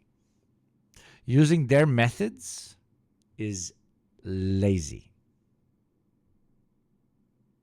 Us as a group, because we as a group are cursed with our empathy. Our ideals come from our empathy, but our empathy can also limit us. It absolutely does, but it also expands human comprehension of what us as a species can potentially do, including how us as a species can potentially achieve those greater perspectives. Totally agree. No, I agree with you as well. It absolutely does limit us. But if we have enough creativity, if we had enough creativity that led us to class consciousness, led us to the burning hatred of the system that disenfranchises and fucking butchers so many, then I'm pretty sure we can have enough creativity to bring forward this world of ours without utilizing most of the tools. Obviously, I'm realistic, but at least most of the tools of these pathetic neo-fascists. All right, Yugo Ninja. I'm a ninja today. No, I am a great fighter for the cause of the destruction of the advertising. Consistencies in the way that the terms of service is applied when I generally do not know whether it's for the better that D left his wife and child. Is it more harmful to grow up fatherless or grow up having D as a father? Oh God, that is a question way out of my salary range, man. You know, obviously a panel of content creators from the Arabs podcast, including an Arab Jewish person, were banned for way above my pay grade. That was the term. Saying that Sabra hummus, designating Sabra hummus as the version of hummus, somehow being an anti-Semitic hate crime for 30 days is insane. Absolutely insane. The inconsistency is right there. It's not in the other way. The inconsistency isn't right-wingers are getting a real tough time at Twitch. This is the last clip we're going to see from this fucking loser. Okay, Hassan is appearing on Cutie Cinderella's popularity contest. Cutie and her friends are all friendly with Hassan. That's their right to do. And as I mean, listen, I'm happy to add them all of their if they want to support like anti-Jewish. I'm gonna add you into the list. What are you doing, bro? Do you hear yourself, brother? You gotta take a breather. You gotta step outside a little bit. Holy sh! Please, man. You're again pushing 50. What the? I am happy to add that to all the that I'm doing with Congress. I don't give a shit. Hassan. All the shit that I'm doing with Congress. My bro, you're sending emails to interns, bro. Hassan creates terrorists, okay? That's a fact. He creates terrorists. He creates people that hate Jews. It's a pizza famine. One of my favorite fucking Oilers. Let's see what Pizza Famine wants me to see. It said, he who pulls the AK from the tree becomes king of Yugoslavia. Give me the address right now. Okay, who stole my King of Yugoslavia gun and put it into a brick wall? No, a tree actually. Holy fuck, that's an MP40 though. Yeah, it is. Oh well. I still become king of Yugoslavia. For no other reason. And if you're going to support him, I am more than happy. King Arturovic. The King Arturovov. To have your faces right next to his with whatever else. You know what's going on, okay? Ignorance is not a explanation for it moving forward. So I don't know what to tell you. I don't. The terrorist vibes might not be as poggers as they were in the past. That's all I'm going to say. Yeah, dude. I want to terrorize America with some healthcare, baby. Wait, didn't he say you weren't his target like 2 clips ago? Yeah, of course he doesn't care about anything that he's saying. He's out of his mind. What is this? Let's see. Hassan clearly is like one of the biggest proponents of this. I would say he is the biggest proponent to a lot of the contention around the, you know, quote, adpocalypse. Yeah. My boy said that he thinks a whole ethnic group should die. Like 2 days ago. 2 days ago in internet memory. That a whole ethnic group deserves to die because they are all inherently murderous. And it's a guy who wants people to have health care that is causing the apocalypse. A guy saying, please no kill the baby. The little child, please no put bomb down and make little child go boom. He's the problematic person. No. He's the main reason why this is like 90% of the examples that are being used. Yeah, is me being anti-Semitic and being pro-terrorism. Thank you, Asman. Are him. Like, or maybe not 90, it might be 80, 70%. But it's like the majority of all examples on the entire platform are all Hassan. So, yeah, very clear. Give me a fucking playlist. Give me a link to Hassan's anti-Semitism. I would love to go through all of it with you. Please. I will chug half a liter of vodka live on stream if I find a single anti-Semitic thing that Hassan has ever said. And yes, I am threatening myself with a good time. But no joke. There, I said it. Find me a single anti-Semitic thing that Hassan has intentionally said, and I will poison myself on stream with a good time. Okay? Arm bells. Including jokingly, of course not jokingly.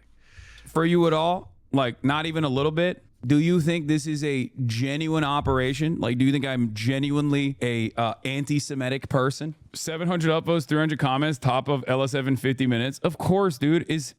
The method is always the same. It's just funny because, like, half of the people that are doing this are legitimately anti-Semitic. Like, actually. Very clearly, this is the reason why it's happening. Now, you can say that it's Vodka? Are you sure you don't want to drink rakia instead? I can't chug rakia, my man. That's very difficult. Fair, but that's fine. That's okay. But you can't say it's not happening, or that's not the reason. Talk to Asman again. He's getting brain broken. I don't think I can take a shot every time Hassan defends Jewish people. Isn't he supposed to be anti-Semitic? Yeah, then I would be very drunk, much quicker than waiting for anybody to give me a clip of something anti-Semitic. I don't think I will wait, and I will wait for 1,000 years for you to show me Hassan Abi being actively anti-Semitic and pushing for anti-Semitic thought. I will wait. Yeah, I can change his mind. I don't know why they keep saying they block users in Israel. I literally made another account on the 9th of June. I think that there was one method that was blocking new Israeli viewers from creating a new account, but it was also Palestinian viewers as well using the same ISPs. Yeah, email account formation was blocked. Phone number still worked. They always conveniently leave out. Who gives a fuck? There's bombs falling on fucking people. But no, let's think about the Israelis. Oh my God, they're going to get the access to the platform. Oh, and the Israelis not getting access to the platform. Who will think of the Israelis? Meanwhile, there's fucking people skin being melted off their skulls. These fucking Yankee demons, dude. Lost in the sauce so fucking hard. Fuck, dude. Turning me into an anti-internet dude. Bring back fucking parents punishing their kids by taking them offline for a week. But then do it to 40-year-olds. Allow kids to take their dads offline. About Palestine was blocked too. Yeah, because the entire thing is cynical. It's a cynical way to build up a narrative. And it hasn't actually worked. It hasn't really worked that much, which is why they're pissed off and they try to like tack on new shit. And they're just going to keep trying to pile it over and over again. But they have nothing to pile. That's the fucking thing. Mike doesn't fucking say anti-Semitic shit. Hassan doesn't say anti-Semitic shit. Struggle 4 doesn't say anti-Semitic shit. They just fucking don't. The bigger lefty fucking streamers, they don't. They don't. So there's nothing to find. That's why this is going to last for fucking ever. Because there's going to be clip after clip out of context and fucking screenshots of chat members or Reddit posters that are called Hassan Fan 999 saying something stupid and anti-Semitic. How about you? No, I'm very famous for radical anti-Semitism, you know?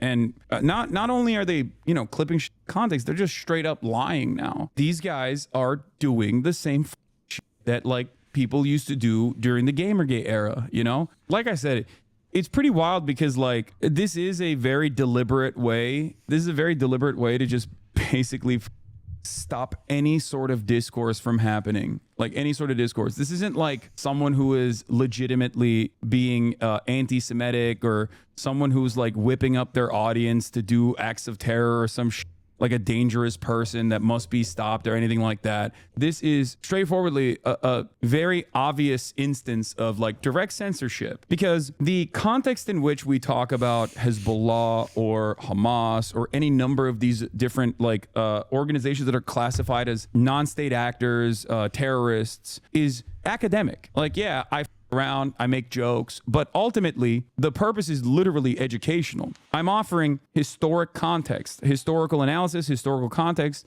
to this conversation. It's just like literally what you would, it's exactly the type of conversations that you would be having in a college lecture. Now you can clip something out of context and be like, oh, this is what you would do in a college lecture, and then like show like the Houthi music video or some shit like that. But ultimately, yes, like I have had actual academic lectures. Say I love Amazon because I do for the sub. Thank you very much. On like heads of departments on to have these exact same conversations. And that is what their gripe is. Their gripe is, I don't like that you're talking about this. Well, some people's gripe is just that I exist and am able to be successful in this space, and they just want to stop that to the best of their ability. So the process is diluted and muddied when you have institutions that are supposed to be going after real anti-Semitism and logging real incidents of anti-Semitism, when they use that institutional legitimacy they have to go after any kind of critic of Israel. And that's precisely what's happening here. It's just like positive anecdote about how to help someone examine their anti-Semitic. Also, I be checked my anti-Semitism. Help me check my anti-Semitism. I'm a brown dude that grew up in a religiously Muslim conservative household and country. It's common to hear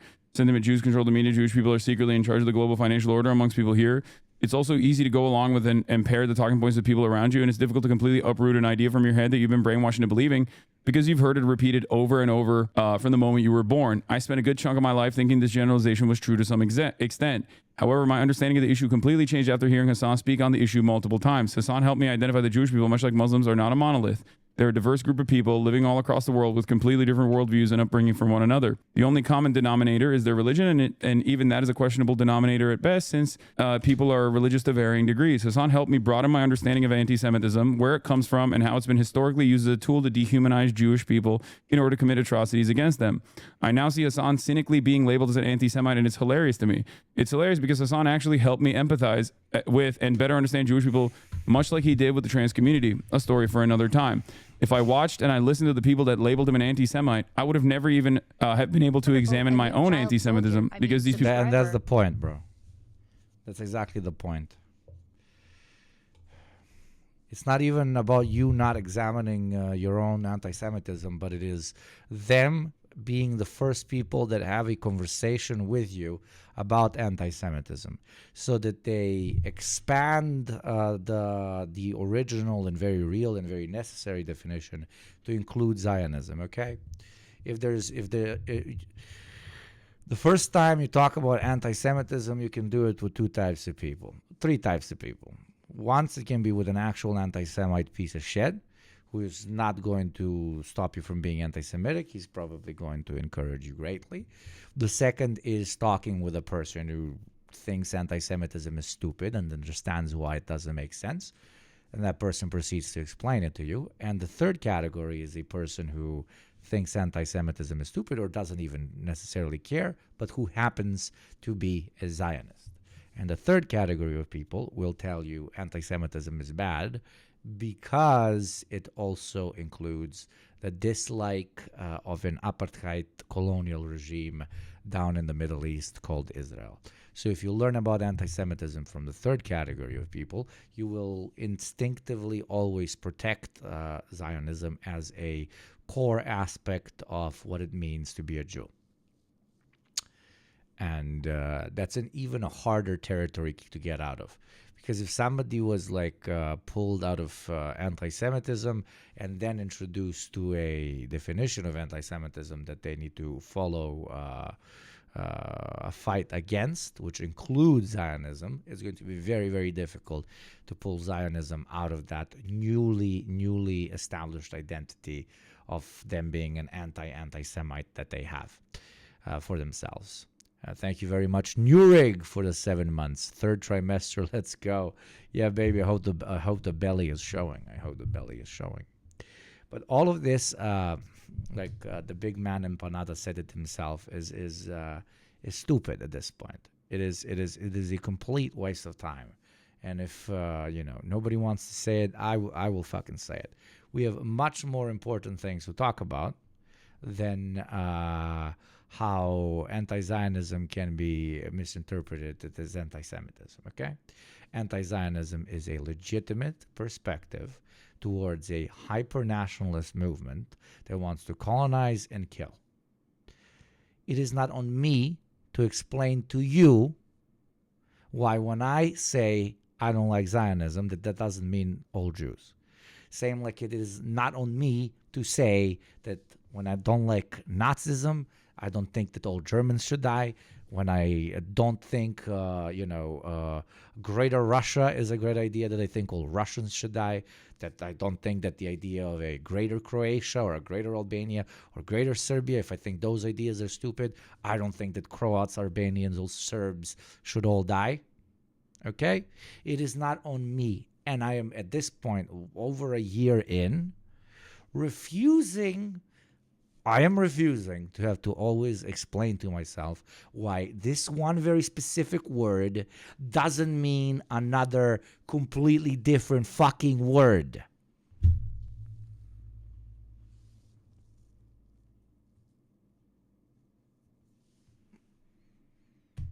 They threw that ball in our courtyard and we are continuously playing with it. And the ball was Zionism, anti-Zionism equals anti-Semitism. Suck my fucking ass. I don't owe you shit. I'm done always having to preface that a word that means one thing doesn't actually mean another word. People never educate their audience on the issue. They don't want to talk about identifying it or how to combat it. They just use anti-Semitism as a debating point or when they're cornered in a discussion. It reminds of organized debates in schools where I'd have to argue for or against a position that I have no personal investment in or did not agree with. Because the Empire of Earth, yeah, brother, that is the only fucking empire I can stand behind. Have to win the debate, Anyway, conflators, yeah. And it was absolutely sensical in the beginning of this whole fucking thing. I'm talking in the West, in the States particularly. But at this point, like 1 year in, if people still don't get the fucking difference, they're lost. I'm thankful that someone like Hassan exists, someone that can combat and teach you about anti-Semitism while simultaneously combating Islamophobia and advocating for the Palestinian cause. More power to him and all the Hassan Abi heads. That's my job. My primary goal is if you have anti-Semitic tendencies, I'm here to eradicate that. I'm here to help. I'm here to help you question your social conditioning, how you arrived at that point and why it's wrong. If you have transphobic tendencies, my job is to explain to you why this is wrong. And I think I've been quite successful in doing so. And that's why I have this wonderful community that has grown over time. So guys, I love talking. Oh my God, jump scare by this fucking demon bitch. Jesus Christ. What the fuck? That scared the shit out of me. Whoa. What the fuck? I have dedicated pretty much 50% of my YouTube career shit-talking anti-Semites. Shit-talking some of the world's worst political projects, which have led to incredible amounts of suffering of both Jewish people, but many other people, etc., etc. I am not undermining the absolute necessity that talking about anti-Semitism is, especially as people with platforms, etc., etc. But to continuously need to explain away that I fucking love Jews, but I don't fuck with Zionism, is no longer something I put on myself as a daily fucking task. Okay? I'm done. I'm absolutely done. So you will be very rudely ignored if you come in here and you call me anti-Semitic for shit-talking and literal apartheid fucking ethno-nationalist regime. Okay? I don't give a shit who it's being done by. And nobody should give a shit who it's being done by. It is the system that we dislike, and it is what is being done that we dislike. Okay? I like this Russian ninja guy. Hey, Balkan ninja guy. Hoo-yah! And I'm anti-advertising jihadist. Jesus Christ, I'm not even going to get into this. But welcome. Okay, I got jump scared by this demon lady. Holy shit. What Trump's UFC fight says about... let's first watch... before we get into this... Where is it? Before we get into this, let's catch up to the remaining drama. This was from 2 days ago. Let's watch the my favorite insane man. Thank you, Ethan Klein. What is this? Oh my God. Get ready. Get ready for some shit, probably. Greetings. I am the true leader of the YouTube channel that viewers know as Bad Empanada. We at the Bad Empanada Foreign Influence Operation would like to thank Ethan Klein for his help in bringing our operation to prominence. We have long been working to destroy American values, and thanks to his recent actions, our efforts are finally bearing real fruit. As he loses viewers and subscribers, we gain them at an exponential rate, higher than ever before. Each viewer he loses is one less viewer of American propaganda. Each viewer we gain is one more exposed to propaganda. A sleeper agent ready to act on our signal on a moment's notice. The work that Ethan Klein has done recently to help bring down America and Israel has been exemplary, and we thank him greatly. So much so that we even wrote a song for him. Those of us at sincerely hope you enjoy this tune while you wait to hear us utter the code word that will spur you into taking action for our purposes against your... For tanking action. Thank you, Puerto Rican vegan socialist based in Panada, ready to serve. Absolutely. We kill ads one subscription at a time. We kill ads one Ethan Klein at a time. Will.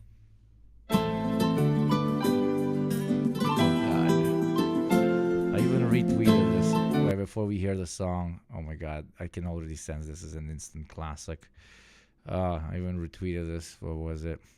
Oh, I keep hemorrhaging followers. Thank you, Ethan Klein. This has done its purpose.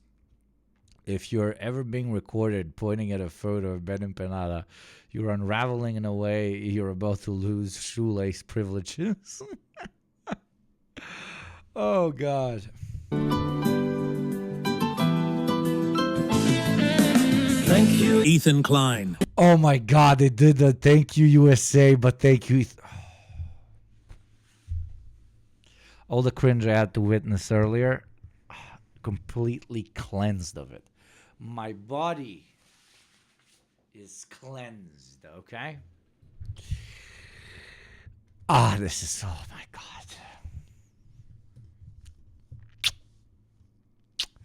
Just because of this, I don't give a shit that we haven't reached. I don't give a shit that we haven't reached. There you fucking go. I don't give a shit that we haven't reached 10 in a row. There you go. Oh, God. Thank you, Empanada.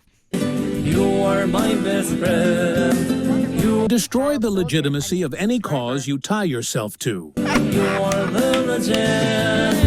Thank you. Ethan Klein. You are my best friend.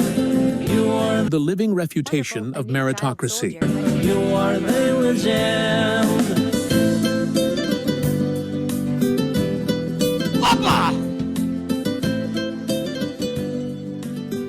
Wonderful, a new child soldier. I mean, subscriber. Oh, God. I love you, Ben Empanada. Never fucking change. Thank you very much, Keikochiro of the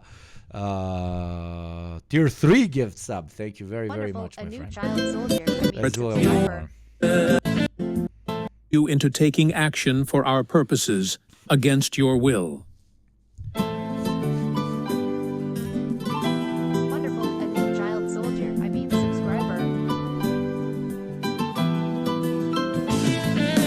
Thank you. Ethan Klein. You are my best friend. You Destroy the legitimacy of any cause you tie yourself to. are the legend.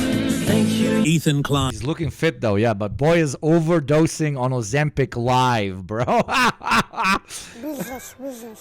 Scientists must study Ethan Klein, for he is the first man to exhibit deep psychological instability as directly caused by Ozempic.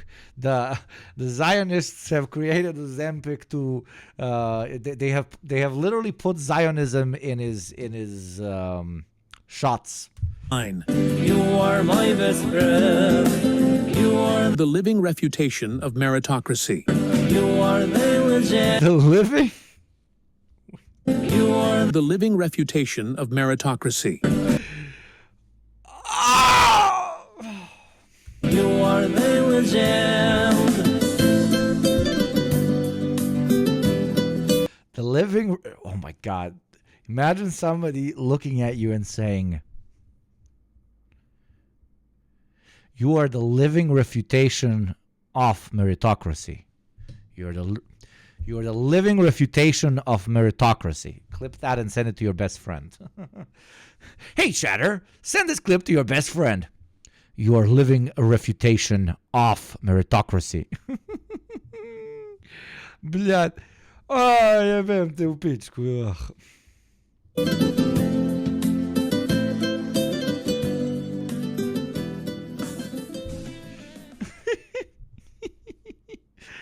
Oh, the empanada.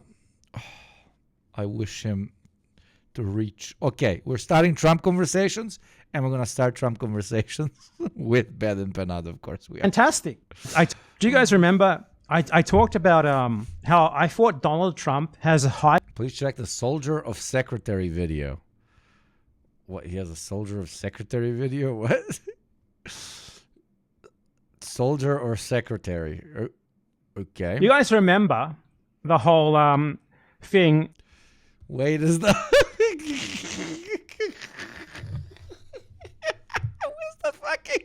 what's the thumbnail with the little baby 0 to 3? Oh my God.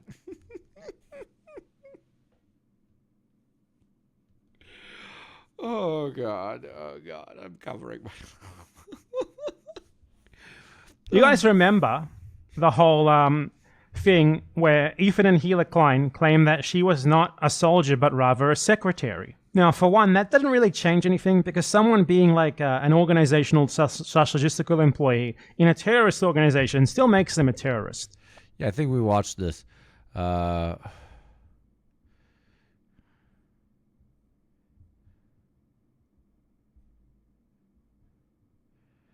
I saw this. I'd like to pay tribute to Ethan Klein and the new Twitch TOS that declares Zionism. Zion is a slur. I'd like to pay tribute to him by playing the first in Al-Aqsa video game where you kill Zionist soldiers as a Palestinian resistance fighter. I want to go over something that recently happened to this game. Now, this is a game that is quite simply a basic shooter video game where instead of killing Arabs as an American, you kill Israeli soldiers as a Palestinian. We can't watch that? Why can't we watch that? A video game is against TOS. But if it's American soldiers whacking Arabs and Russians, it's okay. The game's banned on Twitch. But I'm watching a video of it. I'm not playing it. Okay, thank you for saving me, though, Figgy, as always, you beautiful, beautiful motherfucker. Thank you very much. Okay, which one? Loner Box Best Arguments There is compilation. no tunnel that justifies shooting toddlers in the head. Israeli snipers. Does this guy not know how sniping jobs work? Like, the problem with sniping isn't, like, the accuracy is not because obviously you got your scope and the fucking, like, yeah, it's quite easy, you can accurately snipe, but targets and personnel move really, really fast when you're sniping. Like, snipers make their decisions in less than a split second in combat situations.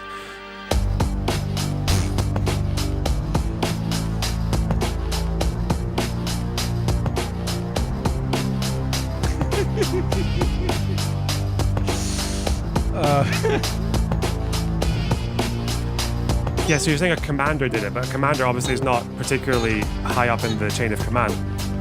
I support the release of thousands of Palestinian detainees being raped and tortured and children.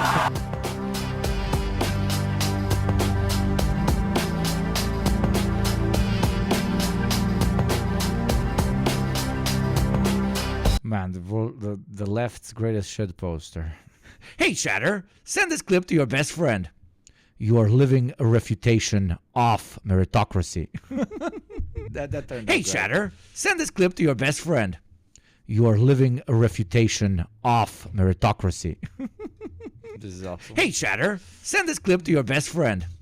You are living a refutation of meritocracy. Send it to your best friend. Okay, let's start the Trumpian conversation again with Bad Empanada. Do you guys remember? I love platforming this person we don't like here on stream. We really don't like him. Talked about how I thought Donald Trump has a high potential to. I don't know if Donald Trump has a high potential in destroying the American empire from the inside, but I know what has a high potential to destroy your mental health from the inside, and it's called an ad, and it's going to play in 15 seconds, so don't watch the ad. Become a subscriber or gift a subscription. For every 10 gift subs, I gift another 5. So either enjoy the ad or enjoy your freedom. The jihad on advertising shall never cease. Thank you very much, Romka, for 100 bits. I swear the only thing that can compete with liberal Zionism is Russian liberalism while supporting Zionism. That is absolutely incredible. I loved when it was happening on a lot in Russia, when a lot of liberals left Russia when the war started. They said, why are you leaving? And they were like, because I can't live in a country that does such a thing to its neighbors. And then they would move to Israel. Absolutely incredible.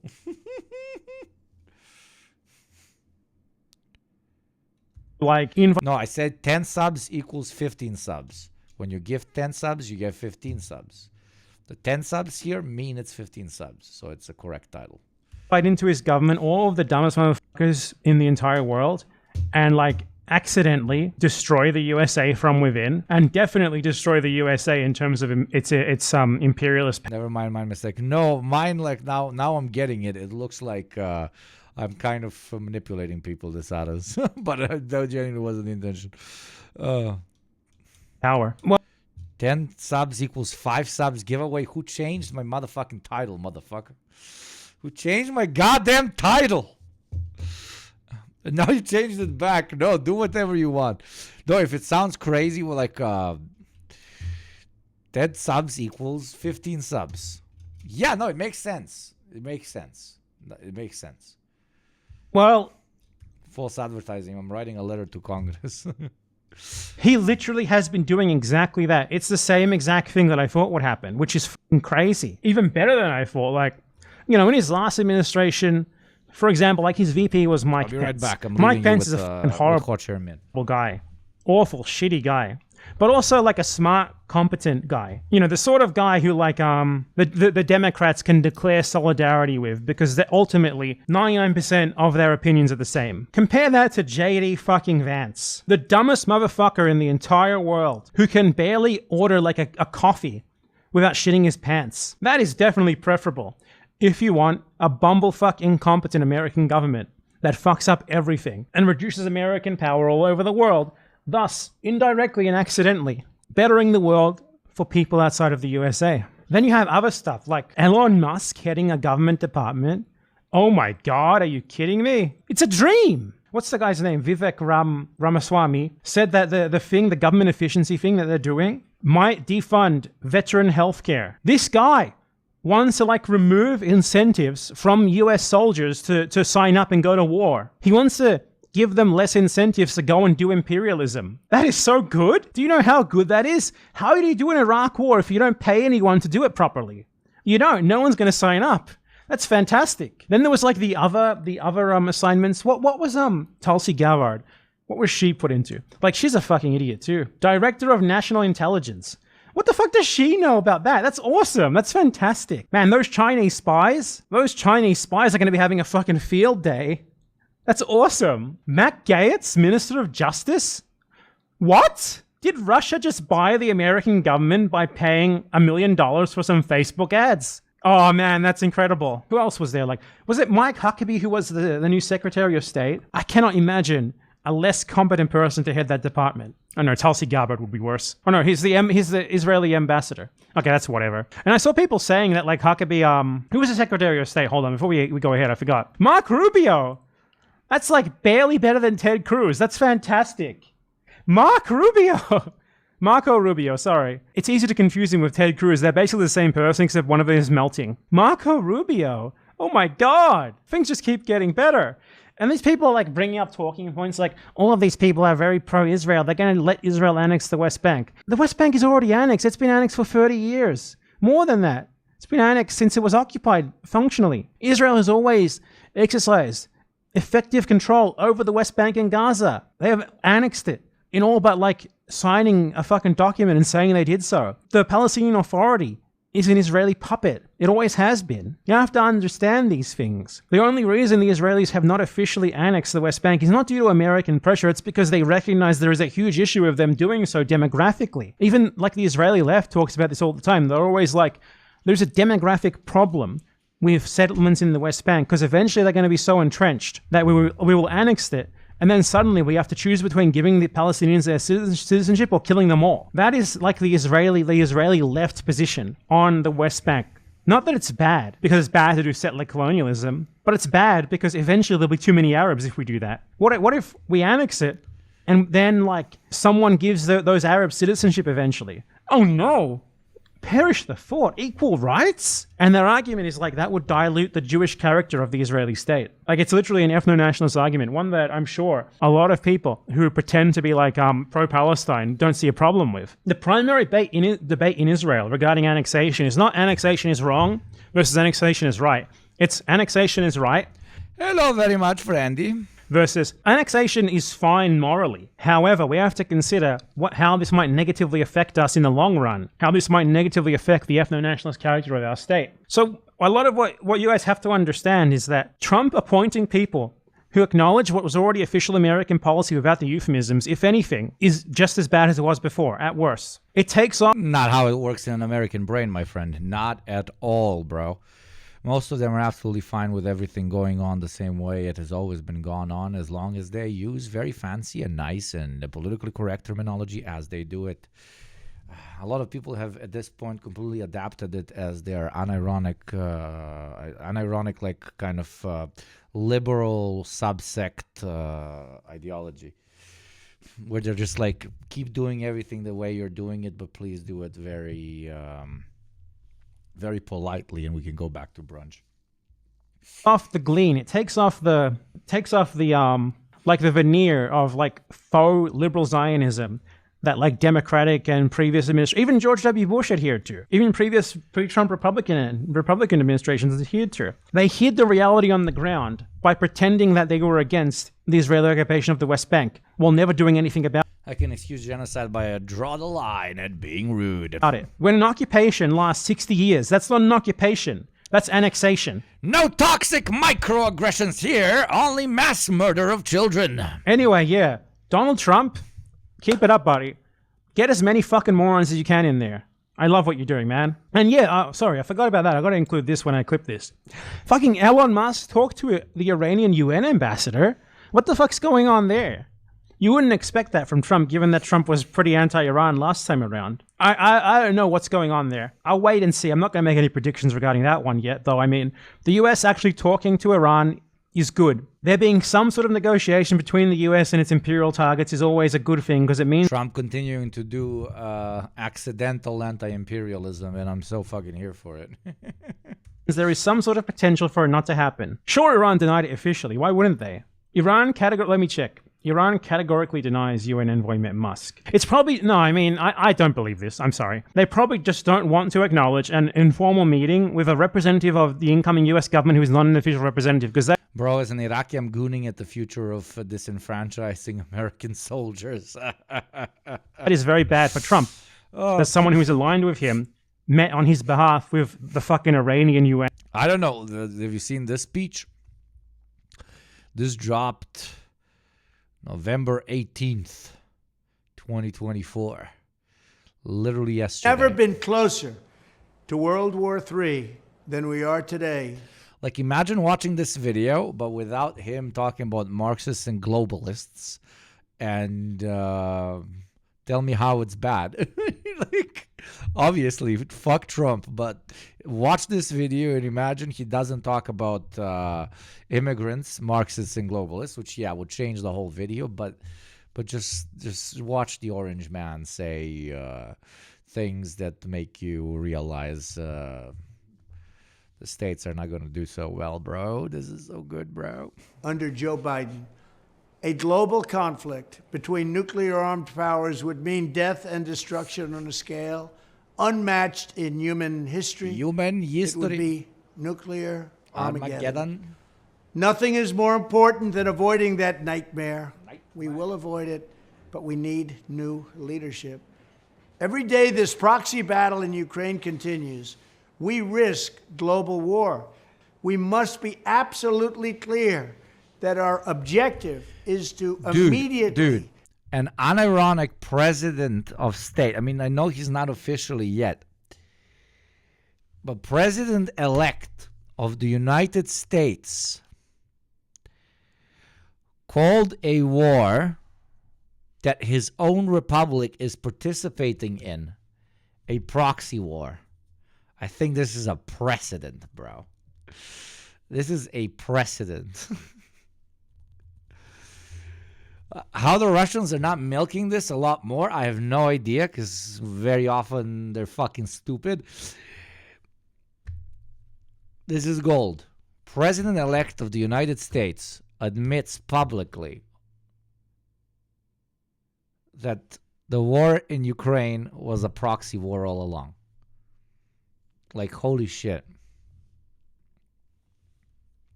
Time to pull out this classic again.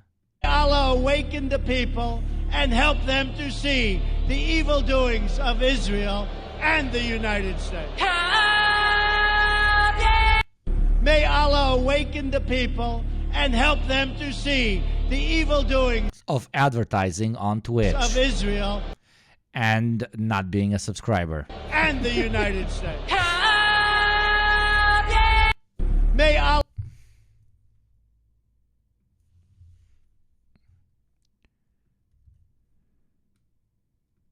What is this?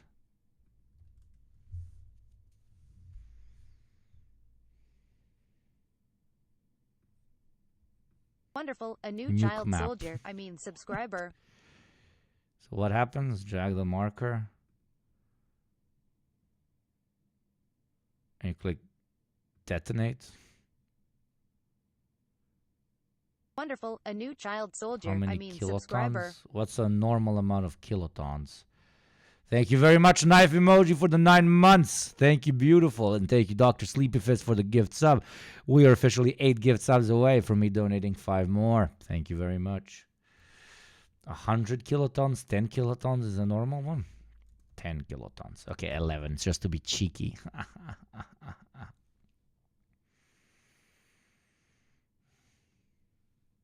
Boom. Detonate. That's boom, boom, boom, boom, boom, boom, boom, boom, boom.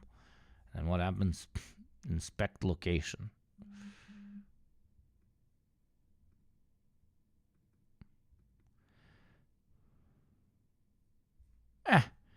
Just this much. Just kill the rich people. I want Jersey City to get fucked. I want the poors over in Flatbush to die. Oh, and Harlem as well. Boom. Oh, no, it keeps going here. That's a baby nuke. 500. Boom. Okay. That's how you do it, bro. Boom. Cannot yield that big. Okay. Boom. Boom, boom, boom, boom. What if we hit...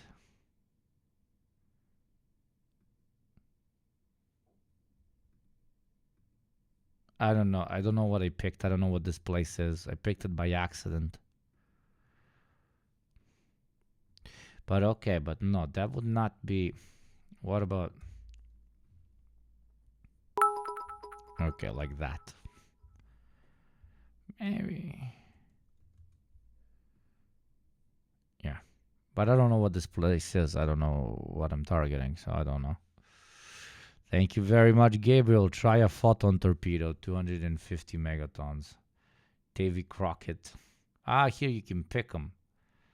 Currently in U.S. arsenal. Currently in Russian arsenal. Nukes are bad, bro. That is scary shit.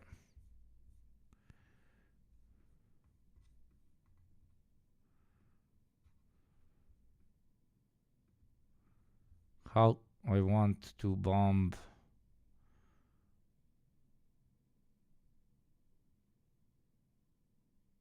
Beijing, China.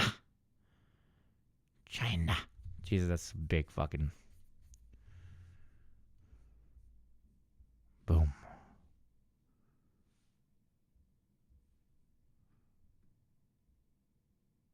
Also randomly picking. Boom.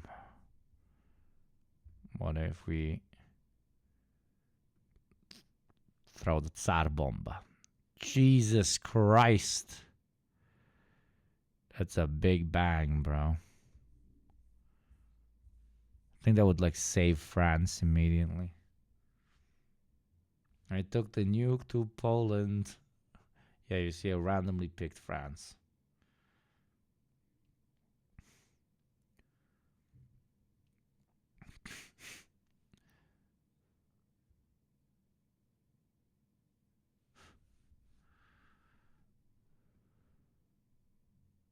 High potential to like invite into his government all of the an ambassador. I don't buy it. I don't think it would have been reported in CNN and shit if there was not some modicum of truth to it happening. Like the New York Times reported this initially, and I think the Trump spokesperson refused to comment rather than deny it. The Trump transition team will not confirm or deny the meeting. If it wasn't real, why would they not just categorically deny it? Yep.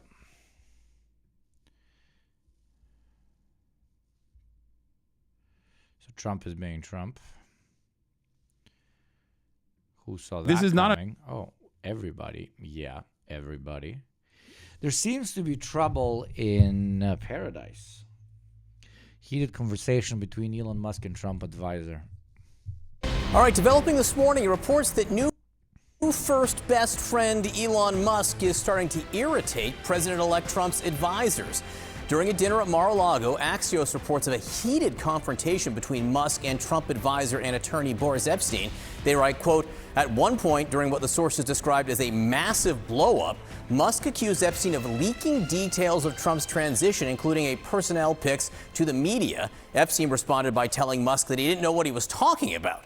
This comes amid new reports that Musk is also becoming a source of infighting the Trump transition team surrounding the choice for Treasury Secretary.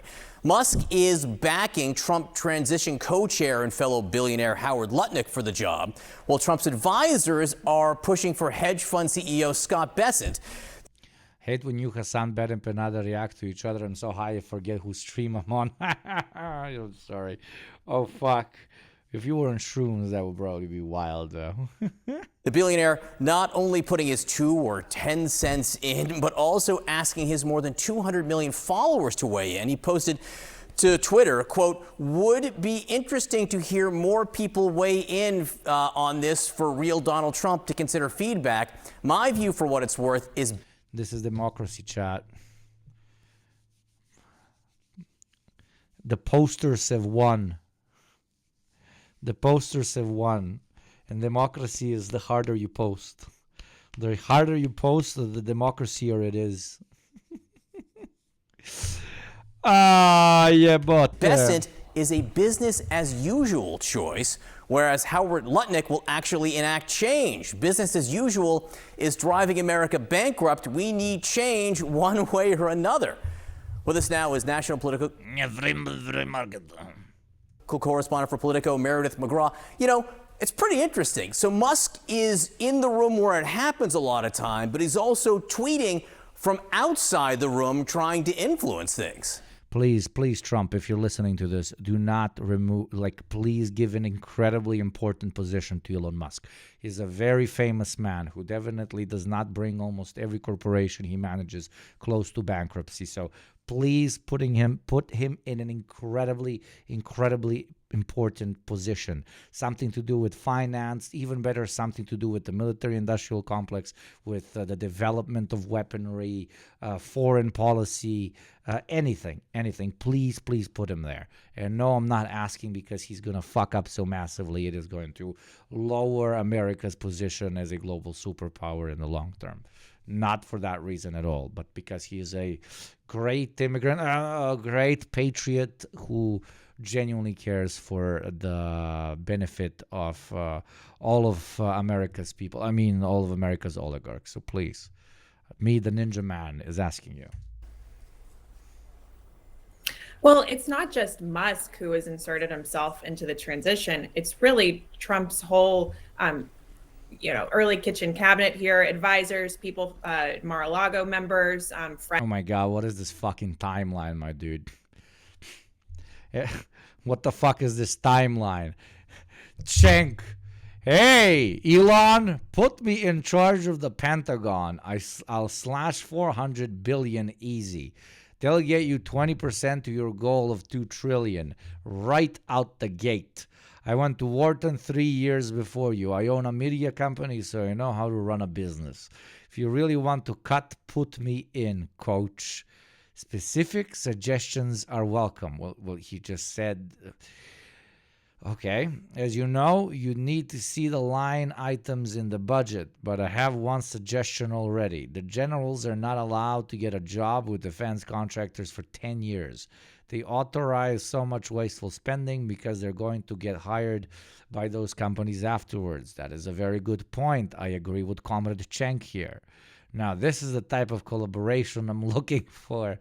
Different political views on many things, but it doesn't mean Americans can't work together to solve the problems we all agree on. This is Soul RP, I can't. Yes, unironically, today's stream is the worst stream I've ever done. This I want to kill myself.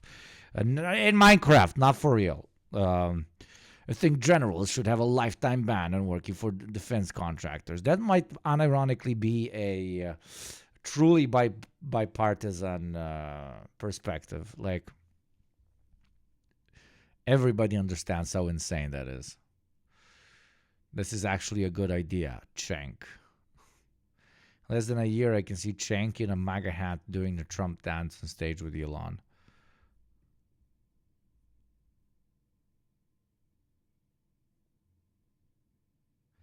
Lead video editor the quartering. What are these chains today, bro? These chains of cringe. It's like you when you're in a fighting game and you keep getting like X10, X20, and at one point like X7000, you halfway through the game and you're like, I'm not that good. Why is the game letting me do these insane combos?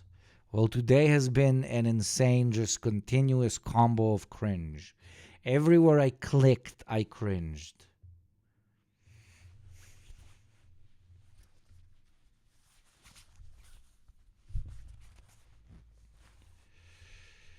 Oh man, I could be drinking beer and having sex. Friends that are weighing in, but Musk is spending a lot Instead, I'm realizing the quartering has a fucking editor. of time with Donald Trump since he got elected. He's been an ever-present person at You click, you cringe. Exactly. That's why you should log the fuck off. Trump's side at his club. He's sitting in on meetings. He's traveling with him, like he did this weekend to the the UFC fight in New York City. And he is spending a lot of time with Trump. He's giving his insight and input on some of these picks, including most recently Treasury. Dude, it's two absolutely unhinged fucking sociopaths that think that the world revolves around them. It's going to be exceptionally difficult for them to properly communicate on whatever policy they want to install, no matter how fucked up or how actually beneficial for the American people that might be.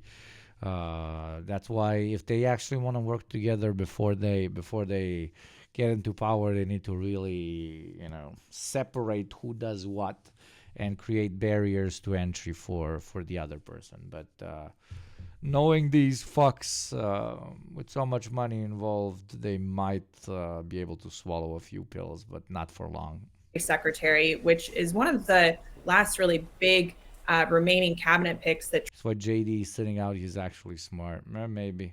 Trump has yet to announce. And there's already been some infighting behind the scenes and jockeying between Can't wait until the girls start catfighting in the open. different potential candidates, including Howard Lutnick, who is currently co-chair of Trump's transition, hedge fund CEO Scott Bessent, and some other dark horse candidates who have now, their names have come up because of this back and forth and different people getting involved in the process. Any sign that Trump would go against Musk at this point? Have we seen? Man, CNN is coping so fucking hard. They're like, let them please in fine. They're evil. They're going to start betraying them. We can milk this for so much content. I need to make this into a new Game of Thrones season. My boy, you're not in fucking Succession, dude. Jesus fucking Christ. In an area yet where the two have disagreed, where Trump went. That moment where you hate that other motherfucker, but your class interests co-align so hard that you still do shit together. Another way? I don't know about. Do you see the education pick? USA is mega cooked. Yes, I am. And yes, you are. What education is my question? You're already lagging behind so fucking hard. Now they're just going to force feed every child into house tutoring, and that's it.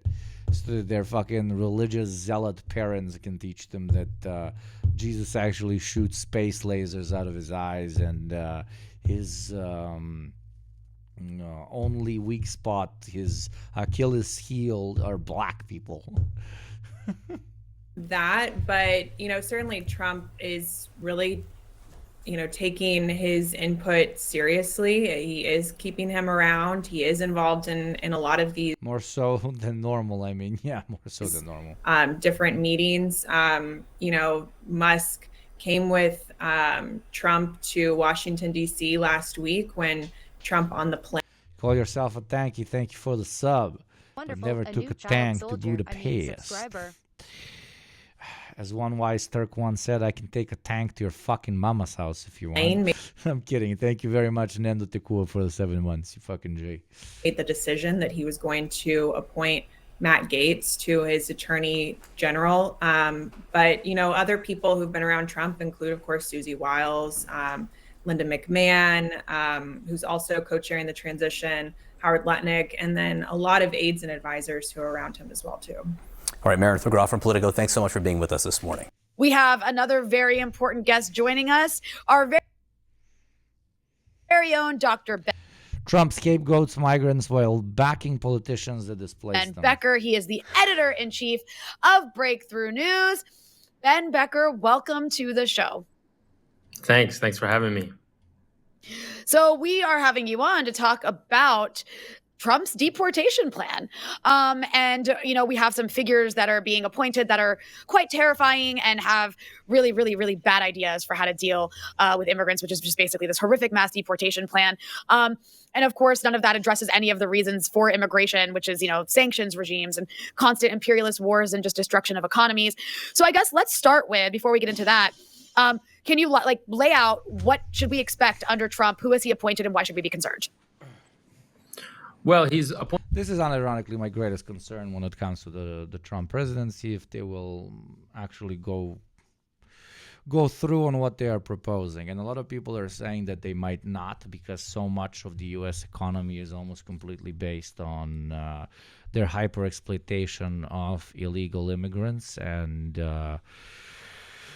a lot of all of that that's being kept afloat by illegal immigrant hyper-exploited labor might no longer be viable once they kick so many people out.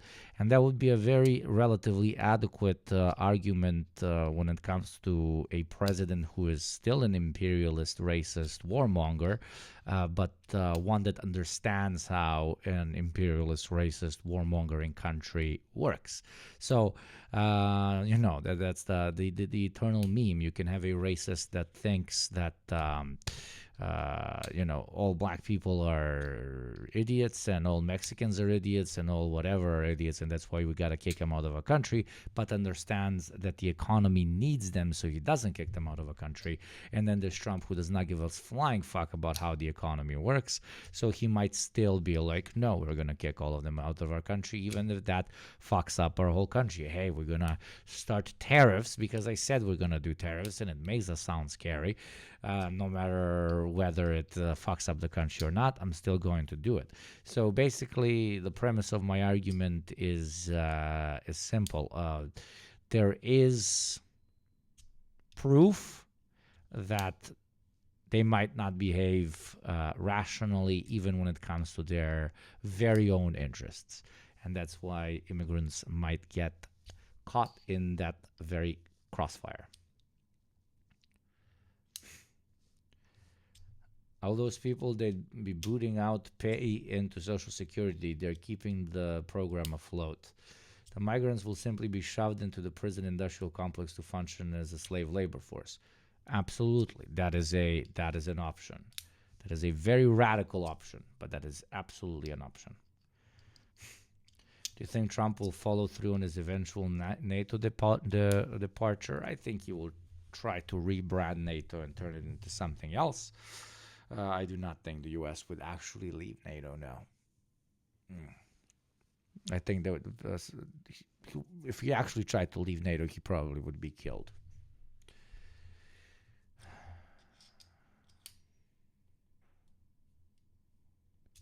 Rebranding NATO as Trump Squad, yeah, that would be funny. U.S. is NATO. It is. Trump North Atlantic Treaty to NATO, so tenacious to NATO.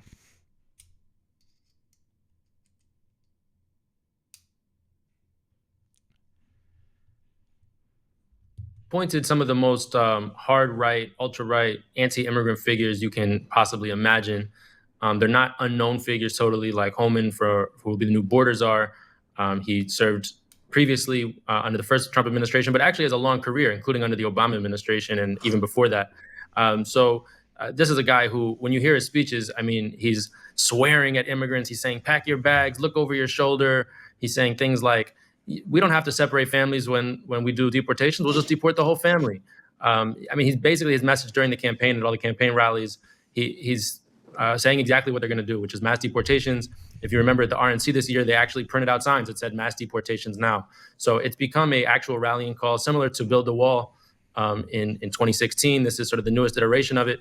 But this one, of course, has an even more dramatic and immediate human impact. While a wall might take years to be built and might not ever be built in full, they can start going after undocumented immigrants right away. And basically what they're promising is day one, the mass deportations will begin. They're promising executive actions that will eliminate protected status, temporary protected status, TPS, for wide swaths of people. It could be up to 1 million people.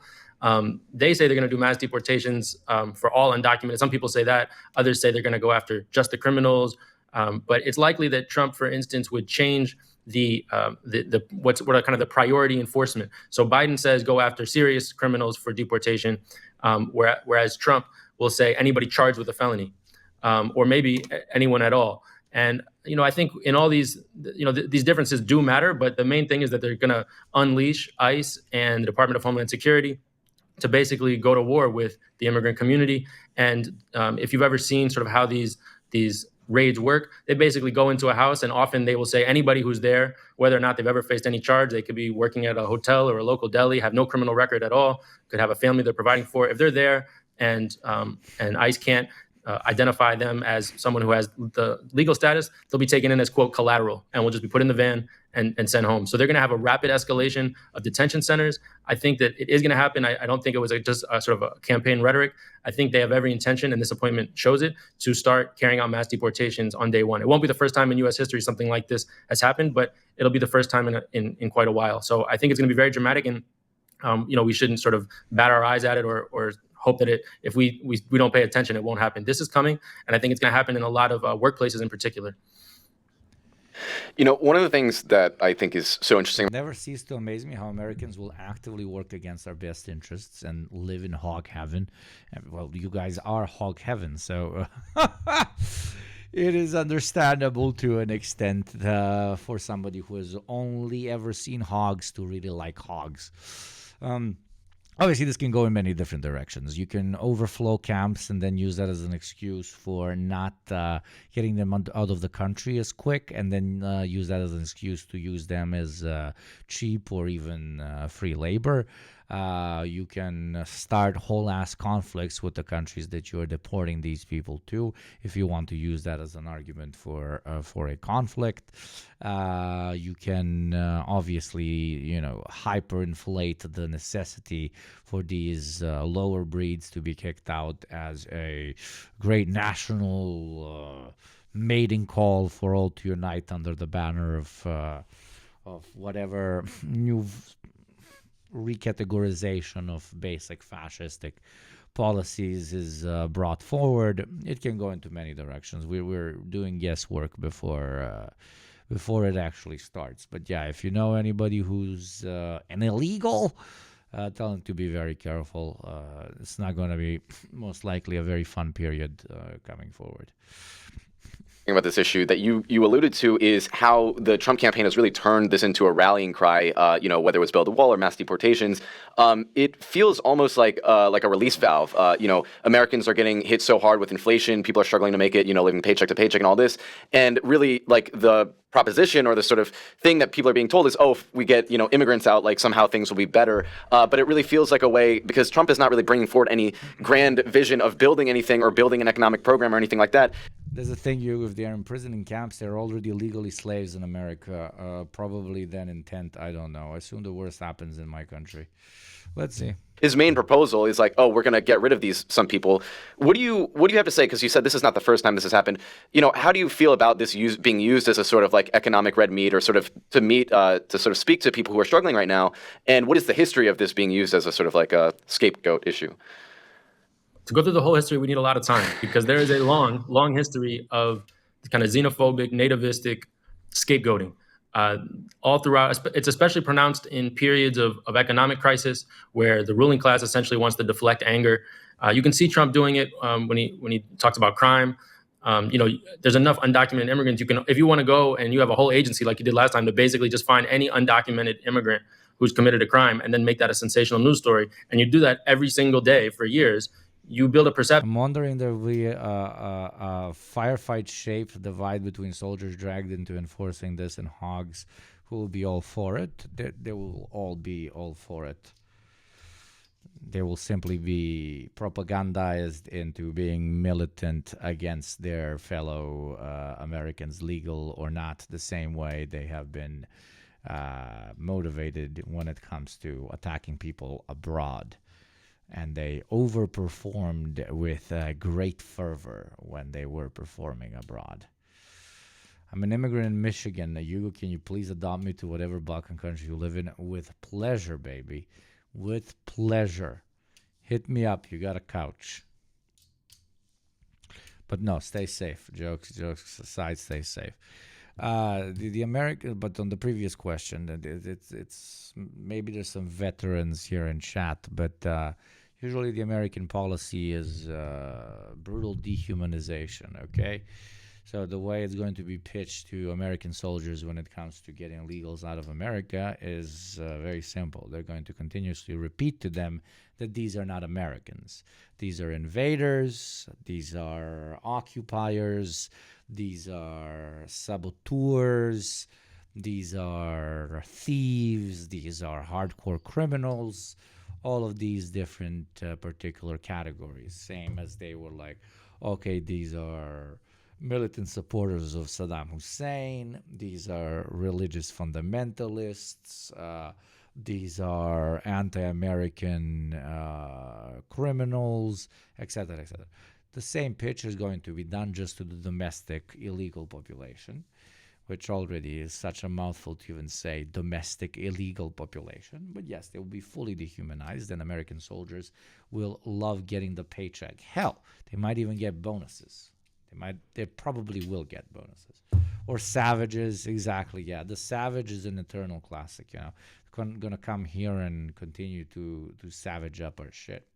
It will also be a very useful tool to unify unnecessary, from their perspective, ethnic divides that might exist in the United States, which is something that America has really struggled with addressing for a very long time.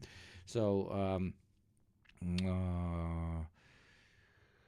when there is an other that is so othered, you can unify all other categories that exist in the country against them, and through that create a necessary fake, but successfully built national solidarity. So basically, you know, you can make the pitch that, hey, you know, the civic nationalist pitch, you know, everybody who is a citizen of the United States, that is what makes you American, and the others are invading barbarian hordes, and they must be removed from the equation.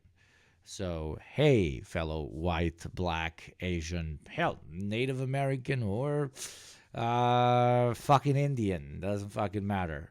You are an American. Let's stop talking about these other idiotic divides. Let's focus on hunting down the invading barbaric hordes. And that works on a lot of people, and a lot of people that happen to be minorities, unfortunately, because a lot of them never really wanted liberation. They wanted to basically become white, become the boot, okay? Same like you have proletarian traders that one day want to become a capitalist, so they don't understand the idea of liberating all working people. So you have any member of any minority that just wants approval by the majority, a little tap on the head, and an acceptance as an equal insofar as he is given the boot to step on others. I really don't think that will work in the U.S., enlisted forces at least. I, being a former Navy sailor, I can't even remember the amount of people that joined just to eventually get an American citizenship for their kids and their loved one. That might work for a bit more in the officer ranks. Well, yeah, if they start the policy of kicking out immigrants, they will most definitely stop hiring immigrants to become, you know, Marines and troops as a way for them to get a citizenship. They will, you know, start calling it this and that. Like, oh, they're going to integrate themselves in an army and sabotage from us from the inside type of bullshit. Undocumented labor is the foundation of American business. Everyone who's worked in the service industry will understand. Yes, and I think everybody understands, even Trump to an extent, but he just doesn't give a shit. That's the difference. Now we will see Trump 100%. I can guarantee you does not give a shit about what this does to the economy or the so-called American way of life. The only question that needs to be posed here is if a larger class interest groups that care about keeping illegal cheap labor in the country can exert their power over him to stop it. And then there's a third category which probably understands the necessity of cheap exploited immigrant labor in the country. They understand the necessity for it, capitalists, but they want to go even more like Super Saiyan on it, and they want them to pay them literally zero by putting them in prison camps and then utilizing their labor to the max. The reason I think the third category is a bit over the top is quite literally and unironically branding. American consumers are fine with buying things that are made by children's hands or by hyper exploited women in sweatshops, as long as they are not hyper exploited children and women in American sweatshops. So I do believe that these so-called business leaders understand their market enough to get that using direct and open slave labor would cut the margin. That's why to this day a lot of companies do utilize prison labor, but it's usually companies that make cheap products that people don't really buy because of the branding, but buy because it's, cheap.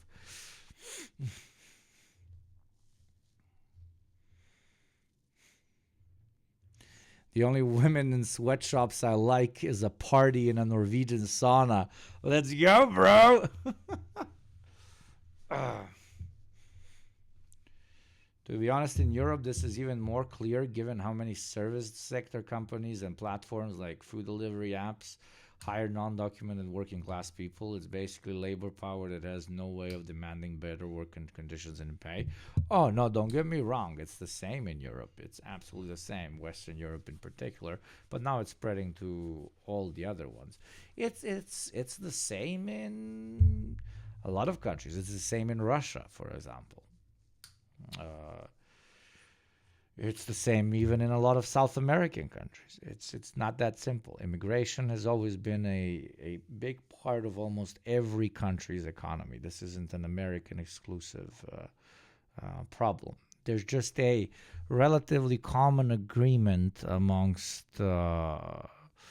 capitalists that in order for things to run smoothly, we don't get to utilize particular reactionary rhetoric when it comes to hyping up the dirty, stupid proles to infight instead of concentrate on class consciousness. And one of those topics is exactly immigration and in developed capitalist economies, right? The American military is in a really weird place just by the nature of being taken out of your small town and being put around a diverse bunch of dudes. Military enlistees are exposed to the conditions that tend to make people less racist. Yeah, I can see that. Just like a university, for example.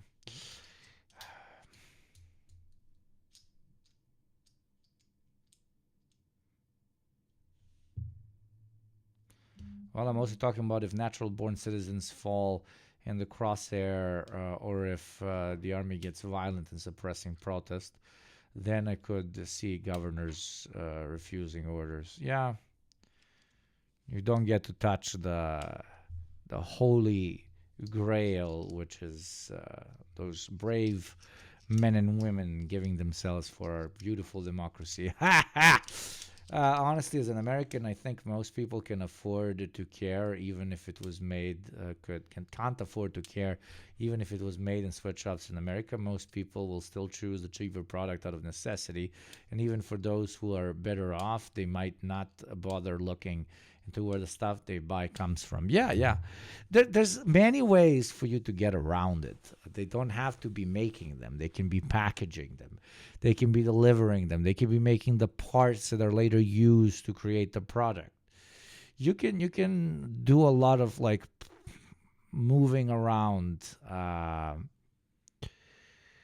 so that you hide where the product is coming from. But that's not you guys don't get me. How much will it cost? How much cost saving will I get by utilizing American slave labor? Okay? How much will I cut costs by utilizing American slave labor versus how much I will lose, because I definitely will lose some, on buyers because I am utilizing slave labor? When it comes to American markets, I don't think it's worth the risk. And any self-respecting, no matter how demonic, business analyst or CEO would agree with me. So it's not about if it generally will impact the population, etc., etc. It's a very calculable risk.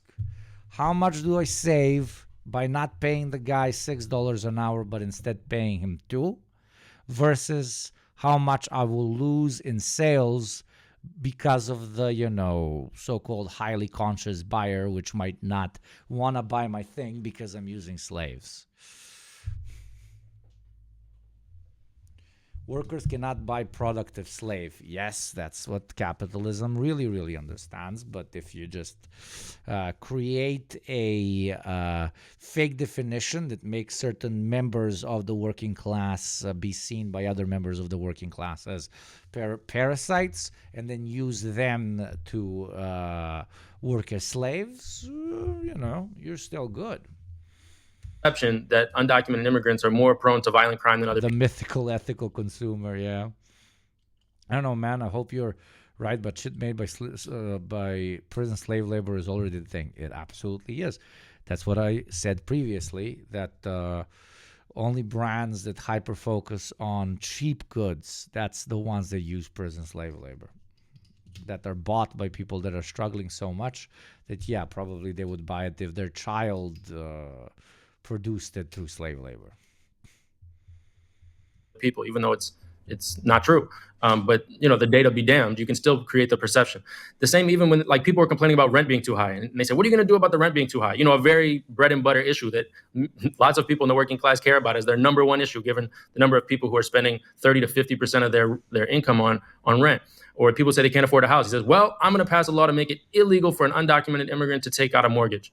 Now, the percentage of undocumented immigrants that are taking out mortgages is so small. It's having no impact at all on home prices. I mean, the real enemy in that would be like BlackRock and these big hedge funds that are buying up whole towns. But Trump's not going to agitate against BlackRock. He's going to agitate against the undocumented families that have usually pooled their resources to buy one home, and and they're doing it to live in pretty difficult conditions often.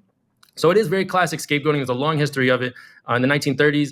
In the U.S. during the Great Depression, they had something called the repatriation program that was carried out under both Republican and Democratic administrations, and they sent upwards to over a million Mexicans back to Mexico. They said repatriating voluntarily, but often they were just picking up anybody who was speaking Spanish or looked Mexican, including many U.S. citizens, and sent them back. Of course, this created a big labor shortage, and then they had to initiate a guest worker program because someone's got to pick all the food. During this whole period, mind you, and this is kind of interesting, most people don't know about U.S. history, up until 1965, there was no numerical restriction whatsoever on the number of immigrants who could come from the Western Hemisphere into the United States.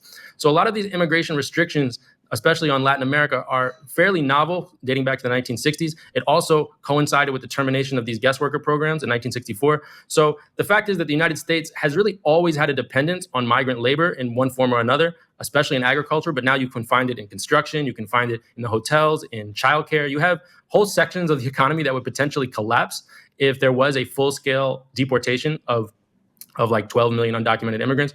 And it would also cost hundreds of billions of dollars to carry out this many deportations. And ultimately, when you look through the history of it, it doesn't lead to higher wages, or rent doesn't come down. Unions don't go stronger. Quite the contrary. Actually, these sort of mass deportation and anti-immigrant hysteria, all they end up doing is really strengthening capital. They allow people to be divided, the workers to be divided against each other. It creates a sense of terror in many workplaces. So I think organized labor in particular, which used to be anti-immigrant, and then basically changed in the 1970s and 80s to realizing, look, immigrants are coming here no matter what. And so the question is, are we going to organize them alongside citizen workers to fight for basically a common wages, common benefits, a common standard, and basically refusing to be divided against each other. This was a historic turn that organized labor made, which I think is going to be very important in the coming phase, because ultimately we need voices like that coming out and saying it's impossible to basically get rid of all immigrants. So the question is, we're here, we're living together, we're in the same neighborhoods. Are we going to fight against our common enemy? Don't allow ourselves to be divided. You know, one last thing I'd love for you to touch on, Ben, because I think it's really important to always keep this at the, somewhat forefront when we talk about the issue of immigration, is we can't forget why people come here. Yeah, everything you said is totally important about the economy and the fact that, these people, undocumented immigrants, actually do a lot of really important work for practically slave wages, which is horrific. It's not like they're taking jobs that anybody else will do, especially for almost no money. But that said, people are leaving desperate circumstances. Lots of times, not always, but a lot of times it's because of U.S. policy. So I'm just curious if you could run through that real quick. Yeah, absolutely. If you were to put out a graph, for instance, of the big migratory surges of the last 10 years, whether it be from Syria, Afghanistan, Venezuela, Cuba, you would find the direct imprint of U.S. foreign policy, intervention, sanctions, blockades, basically making lives miserable for people. And then, of course, people leave. And where are they going to go? They're going to often go to the country that has a higher wage, that has more money in it, where you can sort of find some way to scrape by. A lot of these countries, even the ones that haven't been the victims of direct military intervention, like Mexico itself, they've had so much economic devastation as a result of U.S. imposed neoliberal policies. So much value has been extracted from these countries and basically repatriated or sent back to, exported back to the United States. So in a way, you can think of the migrants chasing the value that has been stolen from their home economies back to the empire itself, where then they often send remittances back to their families to pay for them because they can't survive in their home countries. And, it's so important to underscore this, Rania. I mean, immigration has always been highly politicized. For a long time, the only way you could even get refugee status is if you were a victim of communism. The idea of political persecution in general was actually fairly new.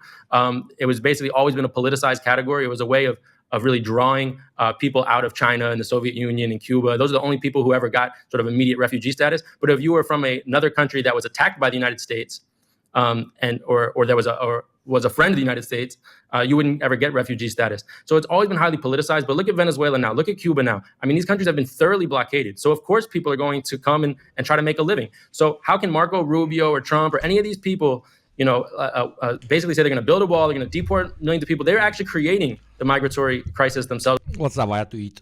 Oh. So the migratory waves themselves. Trump himself, very interesting. I found this right before coming on the show. One of his last acts before he went out in 2021, in January 2021, right around January 6th, he extended the temporary protective status for over 100,000 Venezuelans in the United States because they were, in his view, like a right-wing exile base that was supporting him.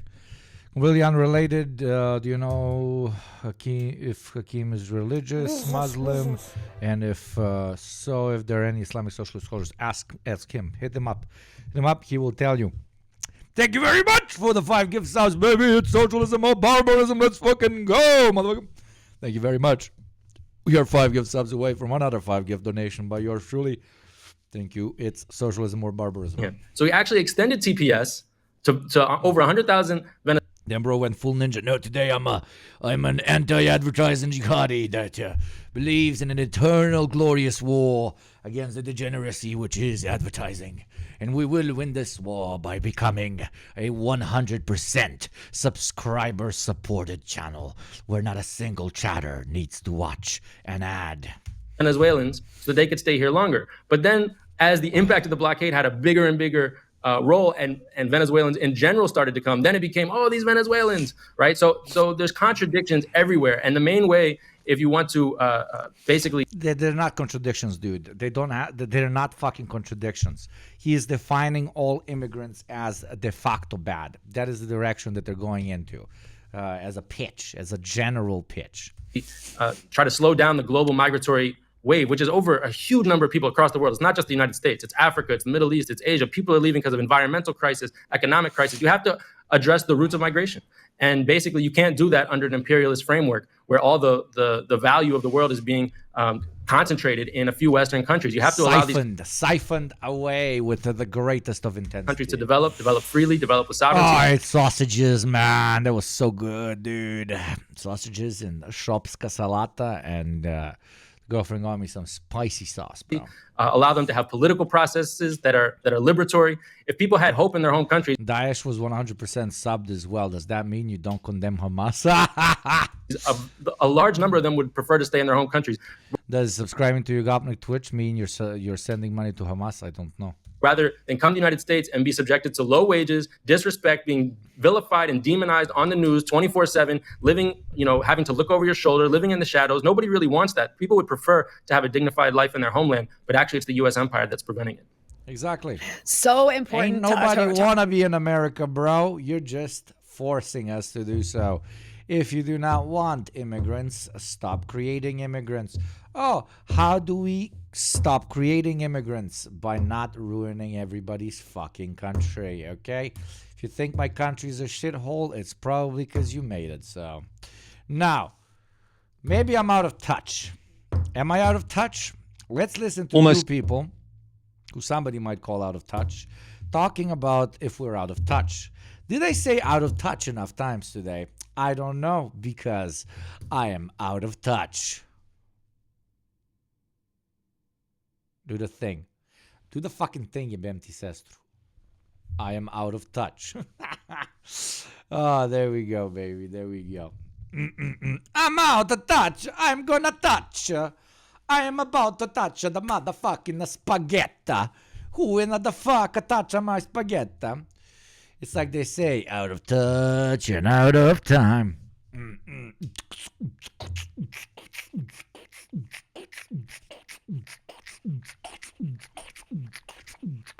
Sorry, I'm very food high right now. I got so much food, I got so much energy, baby. Okay, is the left dangerously out of touch? Is it dangerously out of touch or just out of touch? Is it just out of touch? Huh? Let us see. A fortnight after Trump was elected for a fortnight.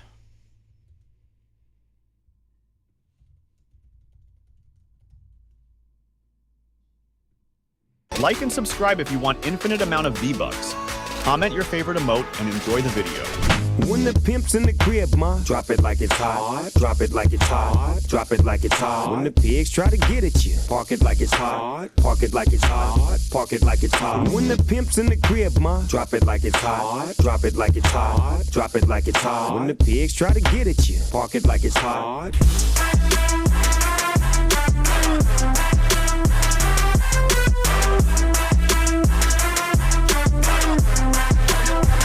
Welcome to the greatest. What is this called? Welcome to the greatest Fortnite gamer of all time, Yugopnik Gamer Boy. Today we will be playing our favorite map, the map where you build things and shoot at things. Join me as we kick ass. Yeah, W in chat, yeah.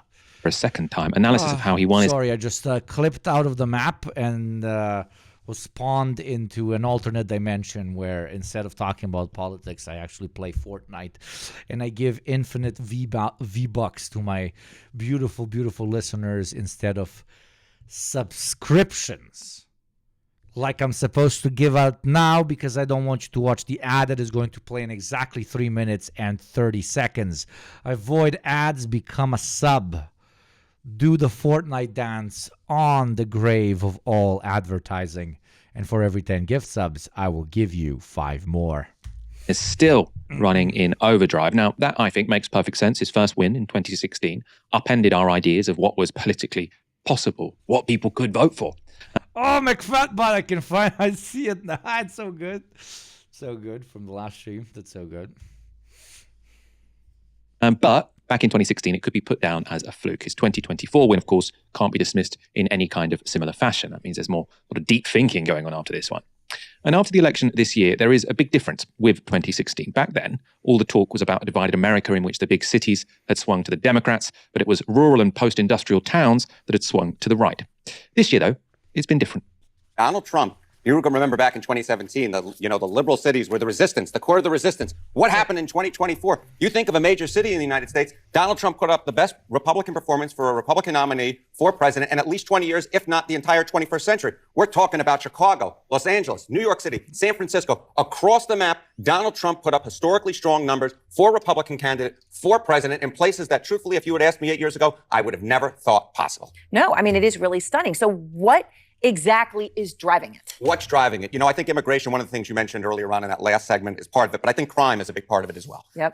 If you look at Gallup polling and you ask Democrats nationwide, are you satisfied or dissatisfied with our efforts to control and bring down the crime rate? What you see is the dissatisfaction number now versus a decade ago. Look at that. The unsatisfied number from 35% to 58%. The satisfied number dropped by 20. And all of them by crime, they mean basically homeless people and drug addicts that are littering the street, which is not caused by not enough policing, but by a crumbling, degrading, dead empire.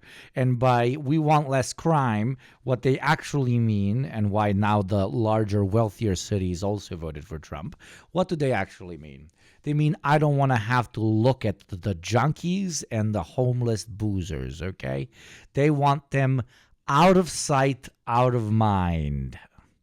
Deport, imprison, kill, and beat. And as capitalism continues to decline at its current pace, these further easy-to-manipulate divisions between the poor and richer proles and lumpens is going to be utilized with an almost beautiful efficiency. They treat them like undesirables exactly up until the point when they become undesirables. Chances are now are, what was it, like 50 times higher than 30 years ago for you to become homeless. So you're basically fucking over your future self, baby. Okay? John the truck driver. You just voted in a president who's probably going to make a guy that's trying to create automated trucks to get you out of a job. He's probably going to make that guy a minister. So enjoy it while it lasts, future homeless man. We joked all the time that the cringiest dudes, we called them temporarily disadvantaged billionaires. But maybe we should change that into most likely homeless people.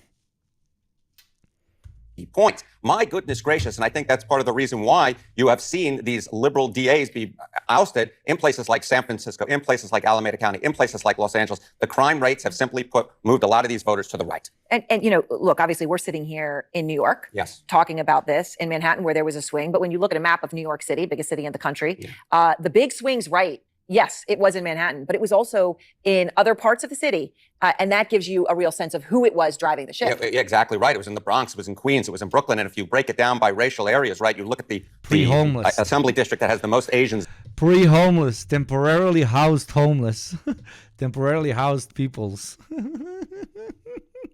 The way they call fetuses pre-born, yeah. Trump wouldn't do that to me, I'm white. Hey, you're not homeless if you live in your truck. Bro, what the fuck, brother? What the fuck, brother? That was sick, brother. Brother.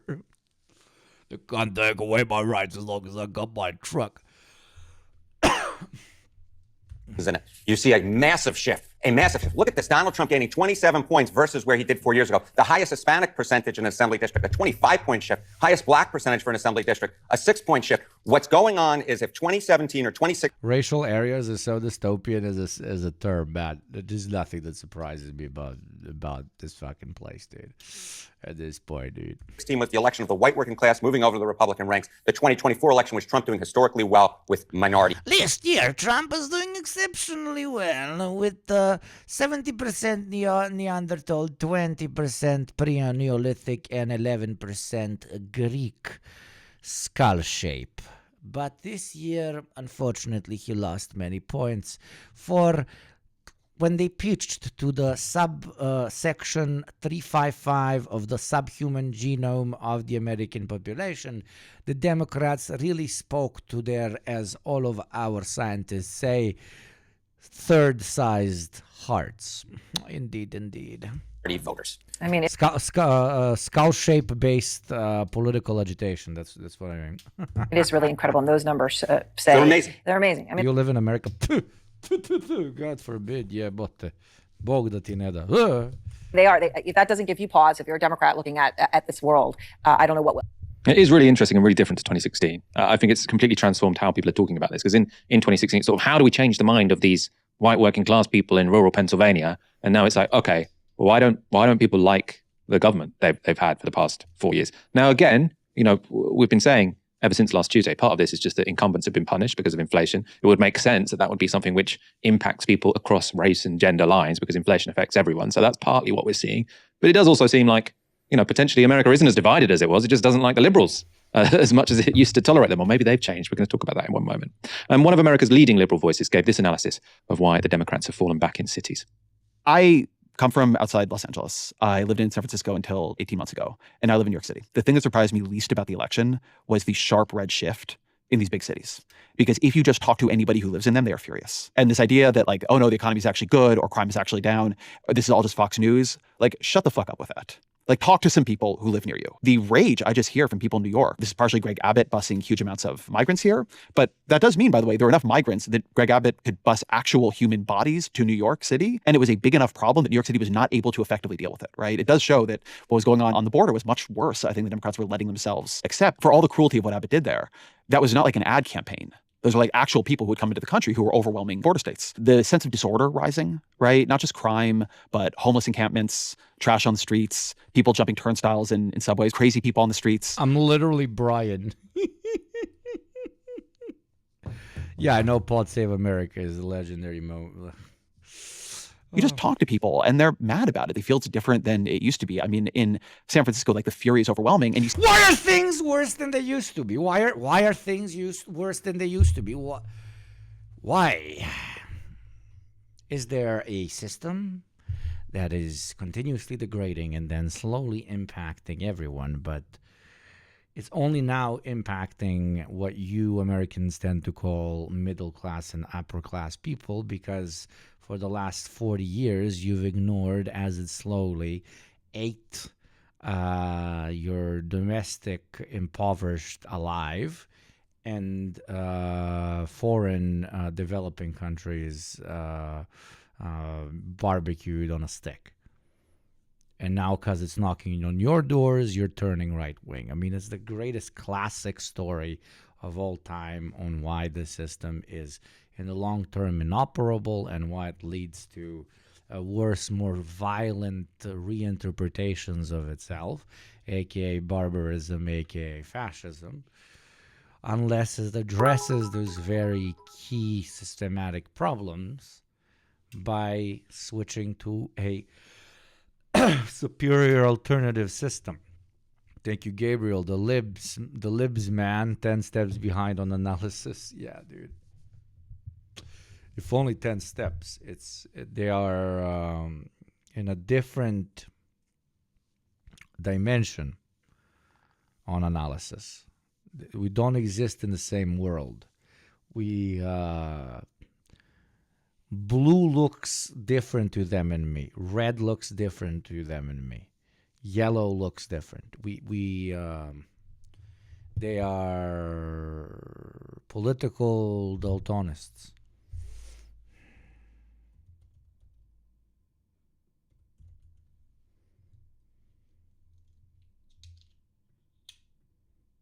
Liberals are political daltonists. You see that it's not just the presidential level. London Breed, the SF mayor, just lost re-election. In Oakland, they recalled the mayor. A bunch of the progressive DAs across the country were recalled or beaten in re-election campaigns. If Eric Adams has a lot of problems, but if he were obviously on the ballot, he would almost certainly, it seems to me, lose. You have to be able to govern well. People don't follow politics, but they live in the kind of politics we have now. David Graeber on the extreme center. Where the left is represented by this kind of Obama-Macron-style centrism, where you're both for the market and for bureaucracy at the same time. It's kind of horrible, right? The only possible appeal of that kind of politics is, well, at least they're not Nazis, right? So what they want is the left to be this kind of mishmash of bureaucratic market centrism and the right to be outright fascist.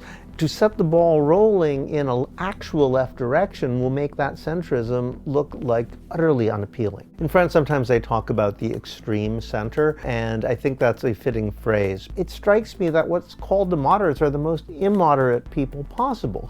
And the reason why they're so uncompromising, I think, is because they realize they don't have a lot of positive arguments. They're not really for anything. I mean, somebody like Obama, the reason he worked was because he looked like the kind of guy who would have a vision. He acted like a visionary. He had the intonation. He had the way of standing and looking. Like he just LARPed it.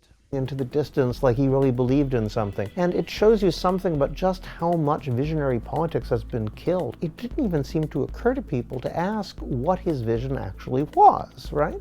Because it turns out, insofar as he had a vision, his vision was not to have a vision. He believed in pragmatism and compromise and so forth. And that's what the center has been reduced to. It's become this pure set of performative symbols. And at the same time, you get to feel morally superior, which is ultimately what centrism, what liberal centrism is all about, is the ability to feel better than other people. So there is a kind of a symbiosis whereby the right wing pretend to be stupid, like George Bush II sort of perfected this, like I'll act like a yokel. All of the liberals will make fun of me as an idiot. Everybody who resents the sort of cultural elite for having monopolized all the good jobs will look at them sneering at me and say, yeah, I bet those guys feel the same way about me as they feel about Bush. I'll vote for Bush. Ha ha ha, stick it to him, right? That shtick, Trump is just doing it in a more extreme version of the same thing. Johnson's doing the same thing. You act like an idiot, the people who are the sort of educated elite make fun of you, and it works. Now, who's really the idiot, right? People keep falling for the same stupid trick over and over and over again. There's a symbiotic relationship between these centrists, who are just sort of sneering elitists, and these guys who are the scam artists who pretend to be yokels, who pretend to be idiots, or pretend to be fascists. They're not even real fascists. They're kind of phony fascists. They are trying to set up a situation where those are the only two viable political choices, because they both feed off and complement one another. It's, beautifully put. Rest in peace. Thank you by any means necessary. How a picture leftist organizing works in the US. Watch at 1.5 speed. Oh yeah, that's a classic. We watched it here. Yeah.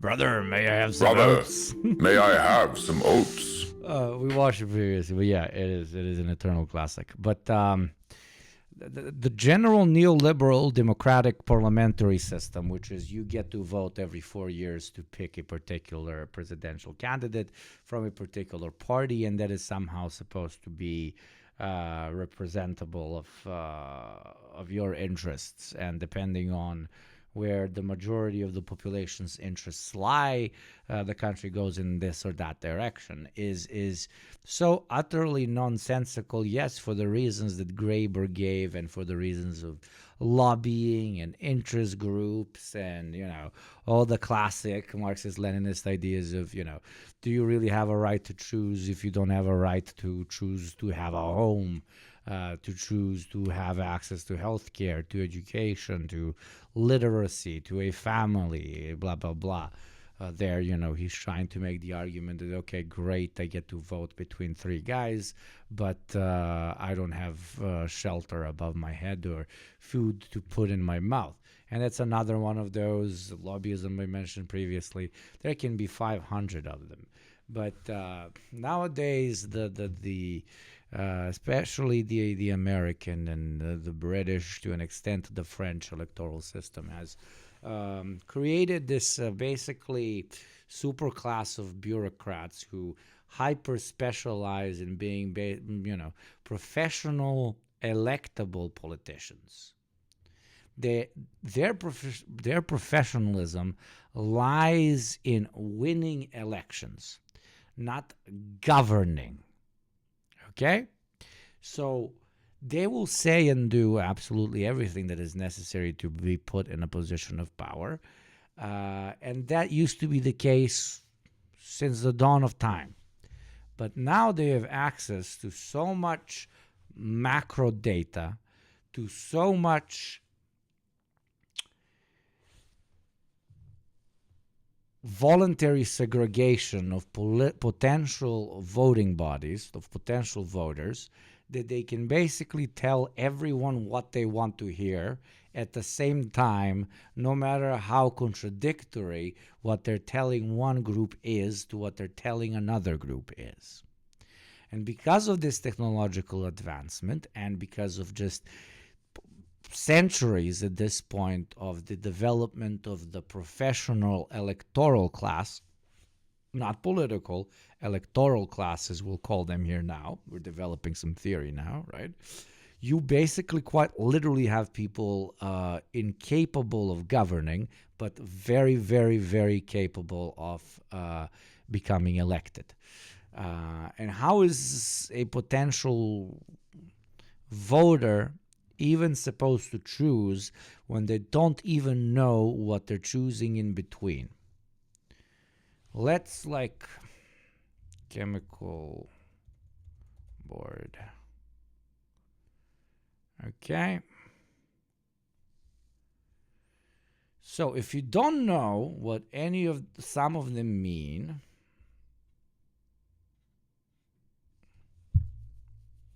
Jesus Christ, why is Google so shit, dude?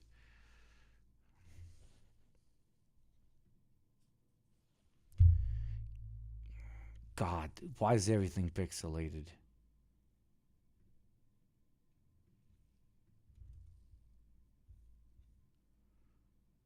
I can't even give you an allegory because everything is fucking pixelated. But if somebody comes in front of you holding two glasses filled with a liquid, and they tell you one contains, and I'm going to invent a chemical compound, one of them contains rorarum, the other one contains zisha. And they tell you pick between the two of them. One is very good for you, another one is very bad for you. Yes, you have the right to choose between the two. And there is a chance that one of the two might be better for you than the first one. Hell, you might even ask him, yo, what's the difference between rorarum and zisha?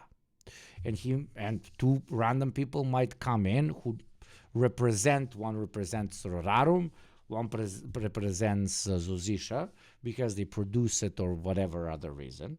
And they can give you different pitches on why you should consume theirs, because it will suit this or that interest of yours.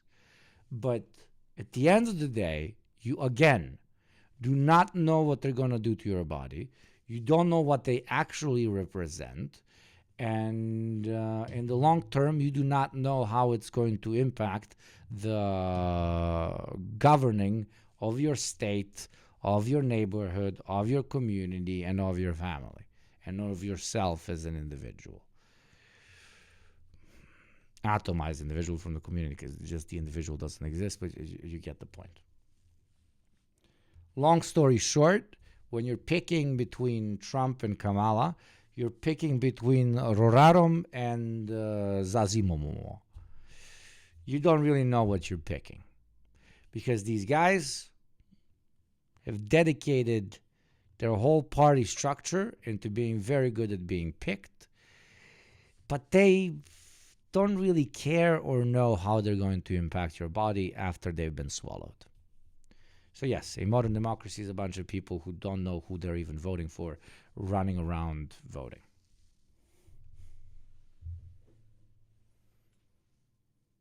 So should we expose both the center and far right as neoliberal fake flexers in a sick TikTok live? You absolutely should. At least that way you get to have some fun. They might even change the glass up now and then. Absolutely. Nation states and national identity are the biggest, most destructive brain worm of our time. After class, I agree. But you cannot destroy those as governing ideals before you attack class.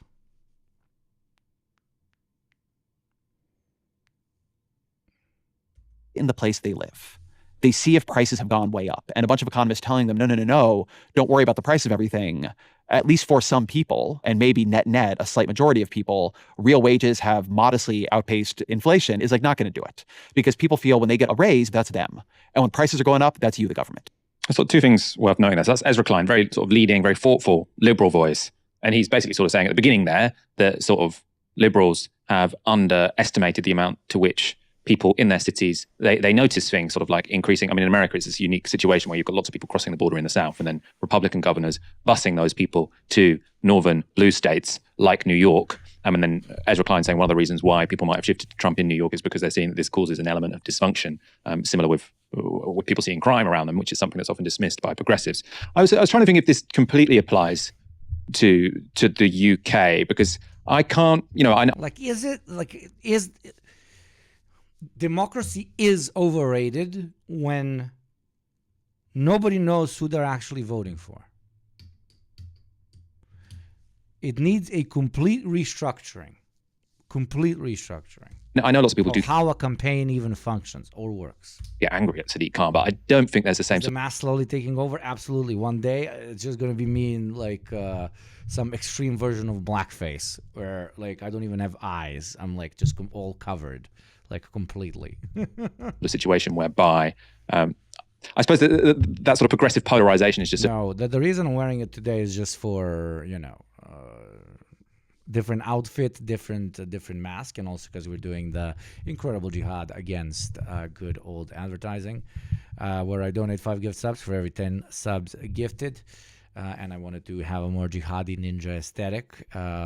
Speaking of which, the enemy jihad, the degenerate Western way of advertising life, will attack our great kingdom in exactly 2 minutes. So if you want to avoid that advertising pitch, do become a sub or a gift to those less privileged than you. Thank you very much, Ka. It's a sharper degree in America than it is here. Obviously, you wouldn't get Sadiq Khan talking about defunding the police, but you did get a few sort of local authorities and city councils in America talk about it. So it went a little bit further there. In terms of which party has left the center, and we often talk about it saying, the right has gone off the deep end. Lots of people now say maybe it was the left after all.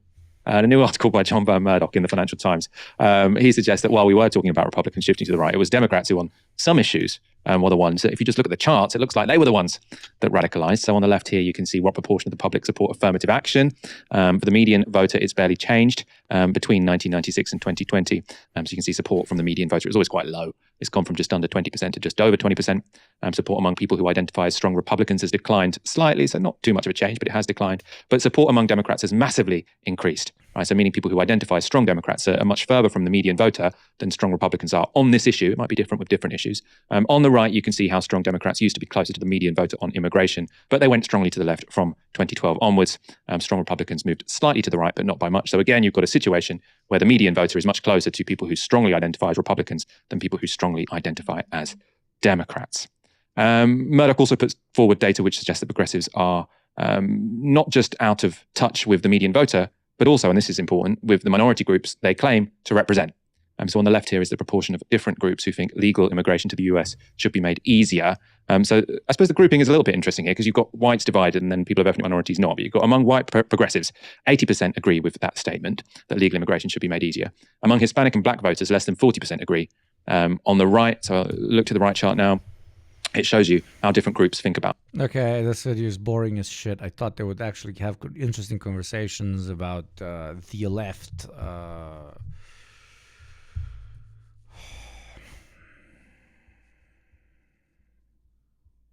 And not the 7 million fucking video about Democrats and Republicans in the States.